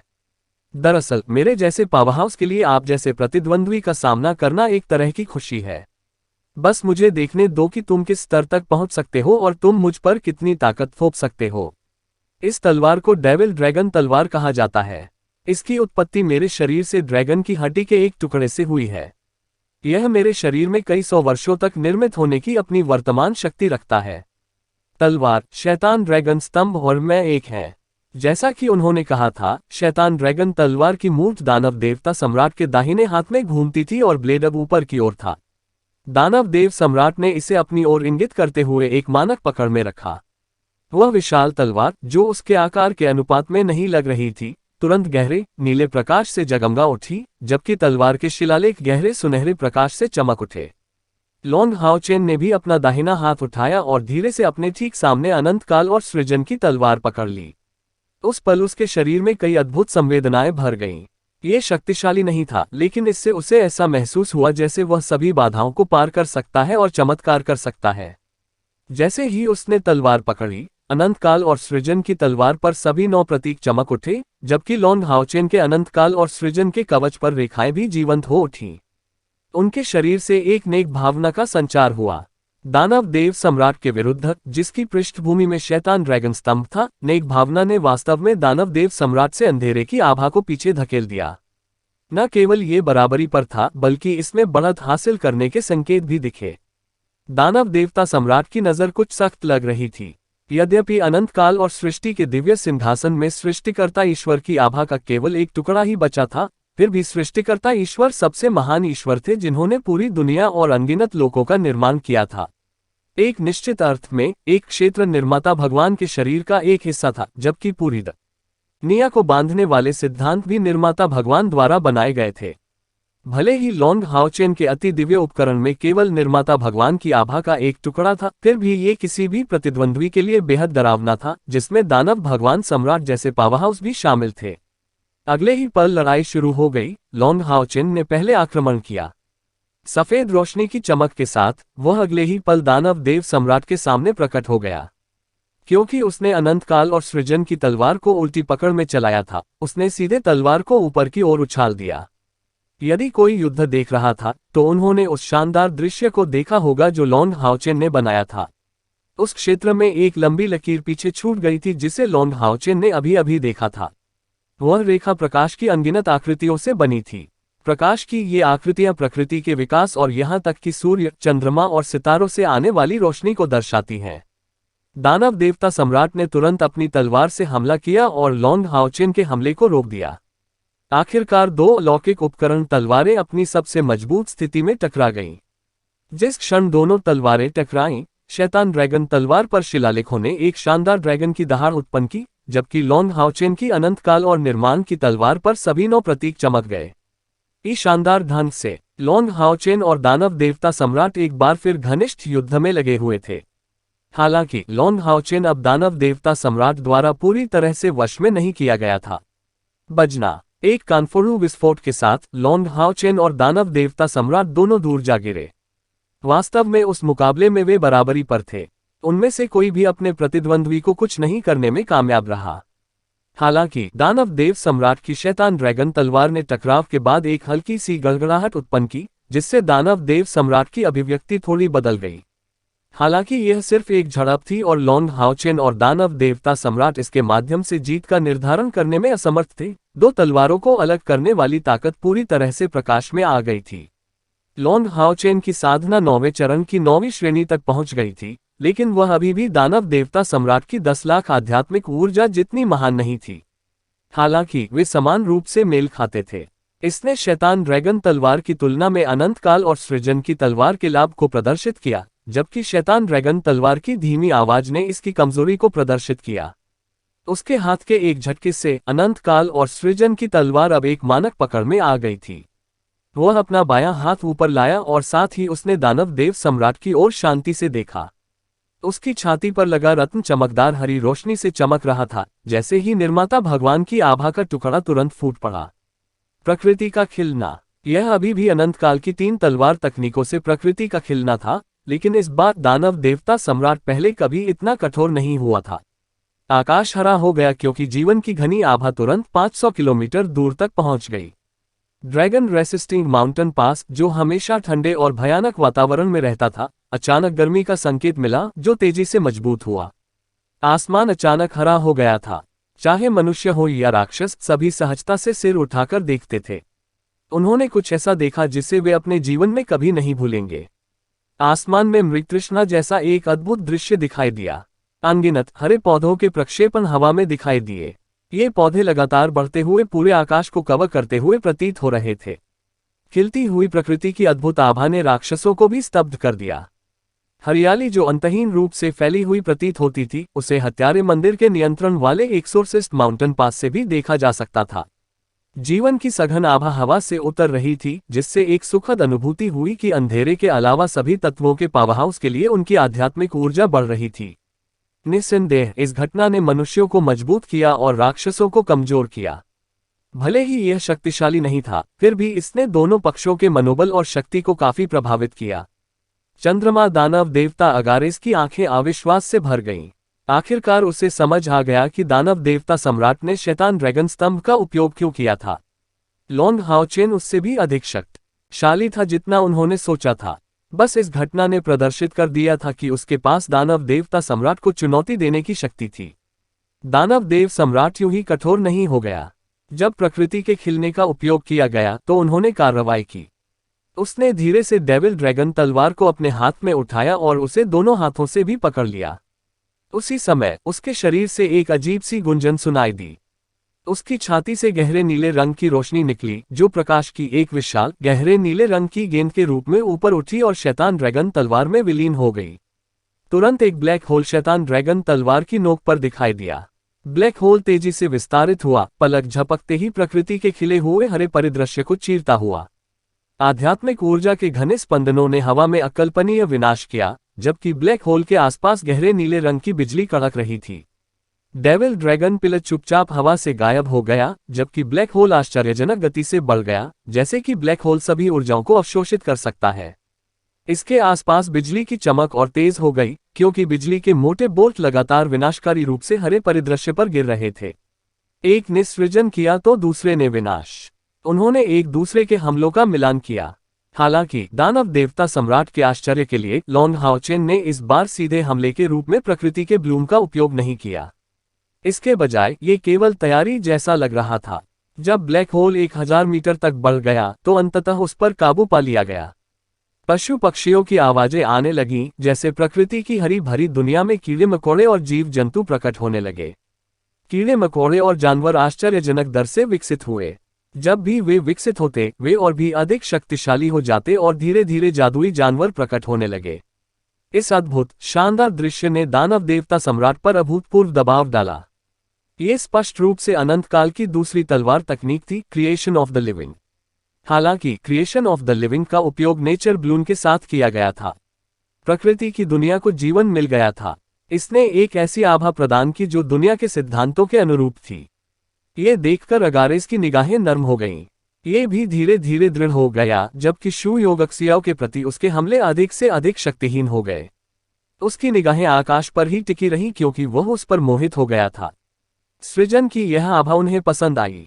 वह विनाश नहीं चाहता था, वह अस्तित्व चाहता था। स्टार दानव भगवान वास्को भी इस दृश्य को देखकर स्तब्ध रह गए थे। हालांकि उसकी भावनाएं मुंह दानव देवता जितनी गहरी नहीं थीं, वह समझ सकता था कि उसकी और चंद्रमा दानव देवता की योजना वास्तव में सफल हो सकती है। लॉन्ग हाओचेन वास्तव में दानव देवता सम्राट को हराने में सक्षम हो सकता है। ड्रैगन रेसिस्टिंग माउंटेन पास से परे टेम्पल यूनियन और दानव जाति की शक्तियां धीरे धीरे अलग हो गईं और उनकी लड़ाई क्षण भर के लिए रुक गई। उन्हें ड्रैगन रेजिस्टिंग माउंटेन पास की जमीन और दीवारों पर उतारा गया। आकाश की इस अद्भुत घटना को देखने के लिए सभी शक्तियों ने अपना सिर ऊपर उठाया। अध्याय 850 आतंक और उदासी की लेख 3 के वर्तमान युग की दो सबसे शक्तिशाली शक्तियों के बीच की लड़ाई थी। सभी दानव देवताओं को तुरंत एहसास हुआ कि उनके अजेय शासक वर्तमान दानव देवता सम्राट को अंततः एक प्रतिद्वंद्वी का सामना करना पड़ा। ये कहना बहुत मुश्किल था कि आखिर में जीत किसकी होगी। जो भयानक संघर्ष होने वाला था वही संभवतः जीत का निर्धारण कारक होगा। प्रकृति के खिलने और जीवन की रचना के संयोजन का सामना करते हुए दानव देवता सम्राट की शैतान ड्रैगन तलवार एक बार फिर बदल गई। शैतान ड्रैगन स्तंभ प्रकट हुआ। हालांकि इस बार यह सीधे तौर पर दानव देवता सम्राट के नीचे दिखाई दिया। बाद में दानव देव सम्राट वास्तव में इसमें विलीन हो गया और धीरे से दानव देव सम्राट के साथ विलीन हो गया। ड्रैगन की गूंजती दहाड़ के साथ डेविल ड्रैगन पिलर सीधे 1000 मीटर तक फैले विशाल ब्लैक होल में प्रवेश कर गया। ब्लैक होल में प्रवेश करते ही इसका भयानक आकार तेजी से सिकुड़ गया। डेविल ड्रैगन पिलर के बाद ड्रैगन की दहाड़ गायब नहीं हुई, ब्लैक होल में गायब हो गया। इसके बजाय ये और भी मजबूत हो गया, गड़गड़ाहट की तरह हवा में उछलता हुआ। भयानक गर्जना के तहत हवा में प्रकृति के खिलने और जीवित प्राणियों की रचना का दृश्य धुंधला होने लगा। इसके बाद जो हुआ उसने सभी मानव शक्तियों को चौंका दिया। ब्लैक होल से धीरे धीरे एक विशाल सिर निकला। वो एक अजगर का था और पूरा काला था। हालांकि उसकी एक जोड़ी विशाल रक्त लाल आंखें थीं। यहाँ तक कि 3000 मीटर दूर से भी जमीन पर मौजूद बिजलीगर अभी भी उसकी आंखों में चमकते रक्त लाल रंग को देख सकते थे और उसकी विनाशकारी आभा को महसूस कर सकते थे। विशाल ड्रैगन के चारों ओर गहरी नीली धुंध छाई हुई थी। धुंध के भीतर बिजली कड़क रही थी। विशाल सिर धीरे धीरे उभरा, उसके बाद उसका विशाल शरीर आया। इसका आकार इतना भयानक था कि राक्षसों सहित सभी की सांसें थम गईं। मूल रूप से उन्होंने सोचा कि डेविल ड्रैगन पिले के चारों ओर घूमने वाला 1000 मीटर लंबा गहरे सुनहरे रंग का ड्रैगन काफी डरावना था। हालांकि अब जब ये काला ड्रैगन प्रकट हुआ तो उन्हें पता चला कि काले सुनहरे ड्रैगन की तुलना में काला ड्रैगन महत्वहीन था। काला ड्रैगन 3000 मीटर से अधिक लंबा था। इसके प्रकट होने से हरा भरा परिवेश और अनेक जीव जंतु बुरी तरह प्रभावित हुए। विशेष रूप से जादुई जानवर जो प्रकाश के प्रक्षेपण में विकसित हुए थे, तेजी से फैल गए जैसे कि वे अपने प्राकृतिक दुश्मन से मिले हों। ये दानव देव सम्राट का मूल रूप था। डेविल ड्रैगन कबीले और डेविल ड्रैगन सम्राट के मुखिया के रूप में यह पहली बार था जब दानव देवता सम्राट ने मनुष्यों के खिलाफ लड़ाई में अपना मूल रूप प्रकट किया था। इसके अलावा डेविल ड्रैगन पिलर के साथ जुड़ने के बाद यह उसका मूल रूप था। भयावह आभा लगातार बढ़ती गई। दानव देवता सम्राट के चारों ओर गहरे नीले धुंध के नीचे उसने आगे के प्रक्षेपण को देखने के लिए अपनी रक्त लाल आंखों का उपयोग किया। इसने कोई हमला नहीं किया, बल्कि केवल हवा में मंडराता रहा। हालांकि उसकी आभा ने हरे दृश्य की संरचना को गंभीर रूप से परेशान कर दिया। बिना किसी संदेह के दानव देवता सम्राट द्वारा अपना मूल रूप प्रकट करने के बाद लॉन्ग हाओचेन ने एक बार फिर से बढ़त खो दी थी। स्टार दानव देवता वास्गो चंद्रमा दानव देवता अगारेस के पास पहुंचे और धीरे से कहा, फेंगशियो एक देवता के रूप में अपनी शक्तियों का उपयोग कर रहा होगा। अगारेस ने धीरे से सिर हिलाया, यह एक ऐसी शक्ति है जिसके खिलाफ हम मुकाबला नहीं कर सकते। मुझे बस आश्चर्य है कि क्या लॉन्ग हाओचेन के पास इससे निपटने का कोई तरीका है। यदि भगवान के रूप में अपनी शक्तियों का उपयोग करने वाला फेंगशियो भी लॉन्ग हाओचेन के लिए कुछ नहीं कर सकता है, तो मनुष्य निश्चित रूप से पराजित होंगे और हमारे पास अंततः इस मामले में एक विकल्प हो सकता है। अगारेस ने जो कहा उससे वास्को खुशी से फूला नहीं समाया। इसके बजाय उसकी आंखें चिंता से भर गईं। दूसरे भाई, किसी कारण से मुझे एक भयानक अपशकुन महसूस हो रहा है। अगारेस ने आश्चर्य से वास्को को देखा। यदि किसी और ने ऐसा कहा होता तो उसे कोई परवाह नहीं होती, लेकिन यह महान दानव भविष्यवक्ता स्टार दानव भगवान वासागो की ओर से आया था। यहां तक कि दानव देवता सम्राट भी उसके संकेतों को गंभीरता से लेते थे। वास्गो ने सख्ती से कहा, क्या आपको अभी भी याद है कि मैंने अतीत में कैसे कहा था कि लॉन्ग हाओचेन को मारने का हमारा एकमात्र मौका स्टार डायमंड पैगोडा में था। हम उस समय असफल हो गए, इसलिए अब हमारा सफल होना संभव नहीं है। इसीलिए मैं बाद में आपकी योजना से सहमत हो गया। चूंकि हम लॉन्ग हाओचेन को नहीं मार सकते, इसका मतलब है कि लॉन्ग हाओचेन राक्षसों के विलुप्त होने के लिए महत्वपूर्ण हो सकता है। दूसरे शब्दों में, उसे दानव देवता सम्राट फेंगशियो को हराने में सक्षम होना चाहिए। अगारेस ने सिर हिलाया, बेशक मुझे याद है, लेकिन क्या मैं यही नहीं चाहता? वास्को ने कहा, हालांकि लॉन्ग को देखकर हाओचेन आज वह खतरे की एक अभूतपूर्व अनुभूति देता है, जैसे कि उसके पास कोई शक्ति है जो हमारे अस्तित्व को खतरे में डाल सकती है। अगारेस ने सख्ती से कहा, मुझे अभी भी समझ नहीं आया कि आप क्या कहना चाह रहे हैं। वास्को की आंखों में डर की एक झलक दिखाई दी। दूसरे भाई, क्या आपको लगता है कि वर्तमान लॉन्ग हाओचेन फेंगशियो को हरा सकता है? अगारेस ने बिना कुछ सोचे समझे जवाब दिया, उनके लिए ऐसा करना बहुत मुश्किल है। यहां तक कि दानव देवता सम्राट के विरुद्ध संतुलन बनाए रखना भी बहुत कठिन होगा। लॉन्ग हाओचेन ने वर्तमान में जो ताकत दिखाई है वह काफी शानदार है, लेकिन मुझे नहीं लगा कि वह फेंगशियो जैसी सफलता से गुजरेगा। वह लाखों आध्यात्मिक ऊर्जाओं को पार करके बिल्कुल नए स्तर तक नहीं पहुंचा है। परिणामस्वरूप उसके लिए फेंगशियो को हराना बहुत मुश्किल होगा। यहां तक कि ड्रॉ की भी बहुत संभावना नहीं है। इसलिए मैं सोच रहा था कि क्या हमें हस्तक्षेप करना चाहिए और उसकी सहायता करनी चाहिए। वास्को ने दृढ़तापूर्वक अपना सिर हिलाया, नहीं, हम ऐसा कभी नहीं कर सकते। मेरी महान भविष्यवाणी तकनीक के अनुसार फेंगशियो लॉन्ग हाओचेन को नहीं मार सकता। हालांकि फेंगशियो ने पहले ही आज की लड़ाई में लॉन्ग हाओचेन को एक खतरे के रूप में नामित कर दिया है। यदि वह लॉन्ग हाओचेन को हरा देता है तो उसके लिए उसे छोड़ना कैसे संभव है? लॉन्ग हाओचेन इस लड़ाई में नहीं मरेगा, जिसका मतलब है कि उसके पास अभी भी कुछ और है जिसे वह फेंगशियो के खिलाफ इस्तेमाल कर सकता है।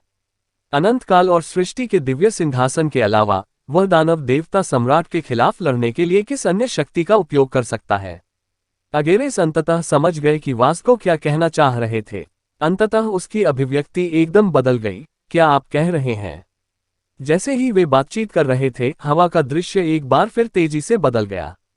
हरा आकाश जो शैतान ड्रैगन सम्राट की उपस्थिति के साथ टूटने लगा था, अचानक स्थिर हो गया। इसके बाद पूरे आसमान में हल्का सा अंधेरा छा गया। तारे और भी ऊंचे दिखाई देने लगे, जो बढ़ती वनस्पति और विकसित हो रहे प्राणियों को रोशन कर रहे थे। जब इसकी शुरुआत हुई तो तारे एक एक करके दिखाई देने लगे, लेकिन जल्द ही तारों की संख्या में भारी वृद्धि हुई। जैसे ही हजारों तारे चमके, दानव देवता सम्राट का विशाल शरीर और उसके द्वारा छोड़ा गया ब्लैक होल वास्तव में आकाश में जम गया। अनंत काल की तीसरी तलवार तकनीक, अनंत काल के सितारे, अंततः प्रकट हुई थी। प्रकृति का खिलना, जीवन का निर्माण, अनंत काल के सितारे। तीन तलवार तकनीकों ने मिलकर हवा में एक सुंदर छवि बनाई। ऐसा लग रहा था मानो 3000 मीटर की ऊंचाई पर एक बिल्कुल नई दुनिया रची गई हो। तारों की रोशनी में पौधे उगे और जीव जंतुओं का विकास हुआ। क्या अद्भुत, शानदार रचना है जो संसार के सिद्धांतों का पालन करती है। ये सबसे शक्तिशाली तकनीक भी थी जो अनंत काल और सृजन के दिव्य सिंहासन उत्पत्ति के साथ आई थी। दानव देवता सम्राट को इस भव्य छवि के भीतर सील कर दिया गया था। वह इसके साथ असंगत लग रहा था। ऐसा लग रहा था कि उसने पूरी तरह से हिलने डुलने की क्षमता खो दी है, लेकिन उसकी रक्त लाल आंखें अभी भी खतरनाक थीं। यही वह क्षण था जब विशाल ब्लैक होल अचानक जगमगा उठा। गहरे बैंगनी रंग की रोशनी का अचानक विस्तार हुआ, जिससे सृजन के दृश्य में गहरे बैंगनी रंग का संकेत जुड़ गया। दृश्य भी अचानक विकृत होने लगा, एक विशाल भंवर में बदल गया जो दानव देवता सम्राट के पास पहुंच गया। सृजन की शक्ति अंततः अवतरित हुई थी। जवाब में शैतान ड्रैगन सम्राट भी बदल गया। उसका विशाल शरीर अभी भी जमा हुआ था, लेकिन ब्लैक होल अचानक सिकुड़ गया, उसके सामने सिकुड़ गया। ये शैतान ड्रैगन सम्राट के सिर पर प्रकाश की एक छोटी, गहरे बैंगनी रंग की गेंद में बदल गया। आसमान में अचानक अंधेरा छा गया। वह क्षण जब अंधेरा हो जाता है, नीचे उतरते समय ऐसा लग रहा था मानो सारी रोशनी शुद्ध हो गई हो, एक भी किरण शेष न रह गई हो। चाहे वह शक्तिशाली स्टार दानव देवता हो, चंद्रमा दानव देवता हो या ड्रैगन रेसिस्टिंग माउंटेन पास से लड़ने वाले नियमित सैनिक हो, उन सभी को ऐसा महसूस हुआ जैसे किसी चीज ने उनकी गर्दन पकड़ ली हो, जिससे उनका दम घुट गया हो। अंधेरा सिर्फ आसमान में ही नहीं दिखाई दिया, ऐसा प्रतीत होता है कि यह उनके हृदय में भी प्रकट हुआ। अंधेरे के साथ भय की तीव्र अनुभूति प्रकट हुई, मानो अंधेरा रह गया तो सारा संसार लुप्त हो जाएगा। सौभाग्य से विनाश के इस अंधकार में एक बार फिर रोशनी प्रकट हुई। ऐसा प्रतीत होता था कि यह केवल एक सेकंड था, फिर भी इसमें युगों का समय लग गया। हवा में प्रकाश का एक कण दिखाई दिया। बाद में प्रकाश का कण ऐसा लग रहा था जैसे उसने प्रकाश का एक द्वार खोल दिया हो, जिससे चकाचौंध रोशनी अचानक बाहर आने लगी। घोर अंधेरे से लेकर अत्यधिक चमक तक 8वें और 9वें चरण के बिजलीगर भी आश्चर्यचकित होकर चिल्लाने लगे। उन्होंने जल्दी से अपनी आंखें बंद कर ली।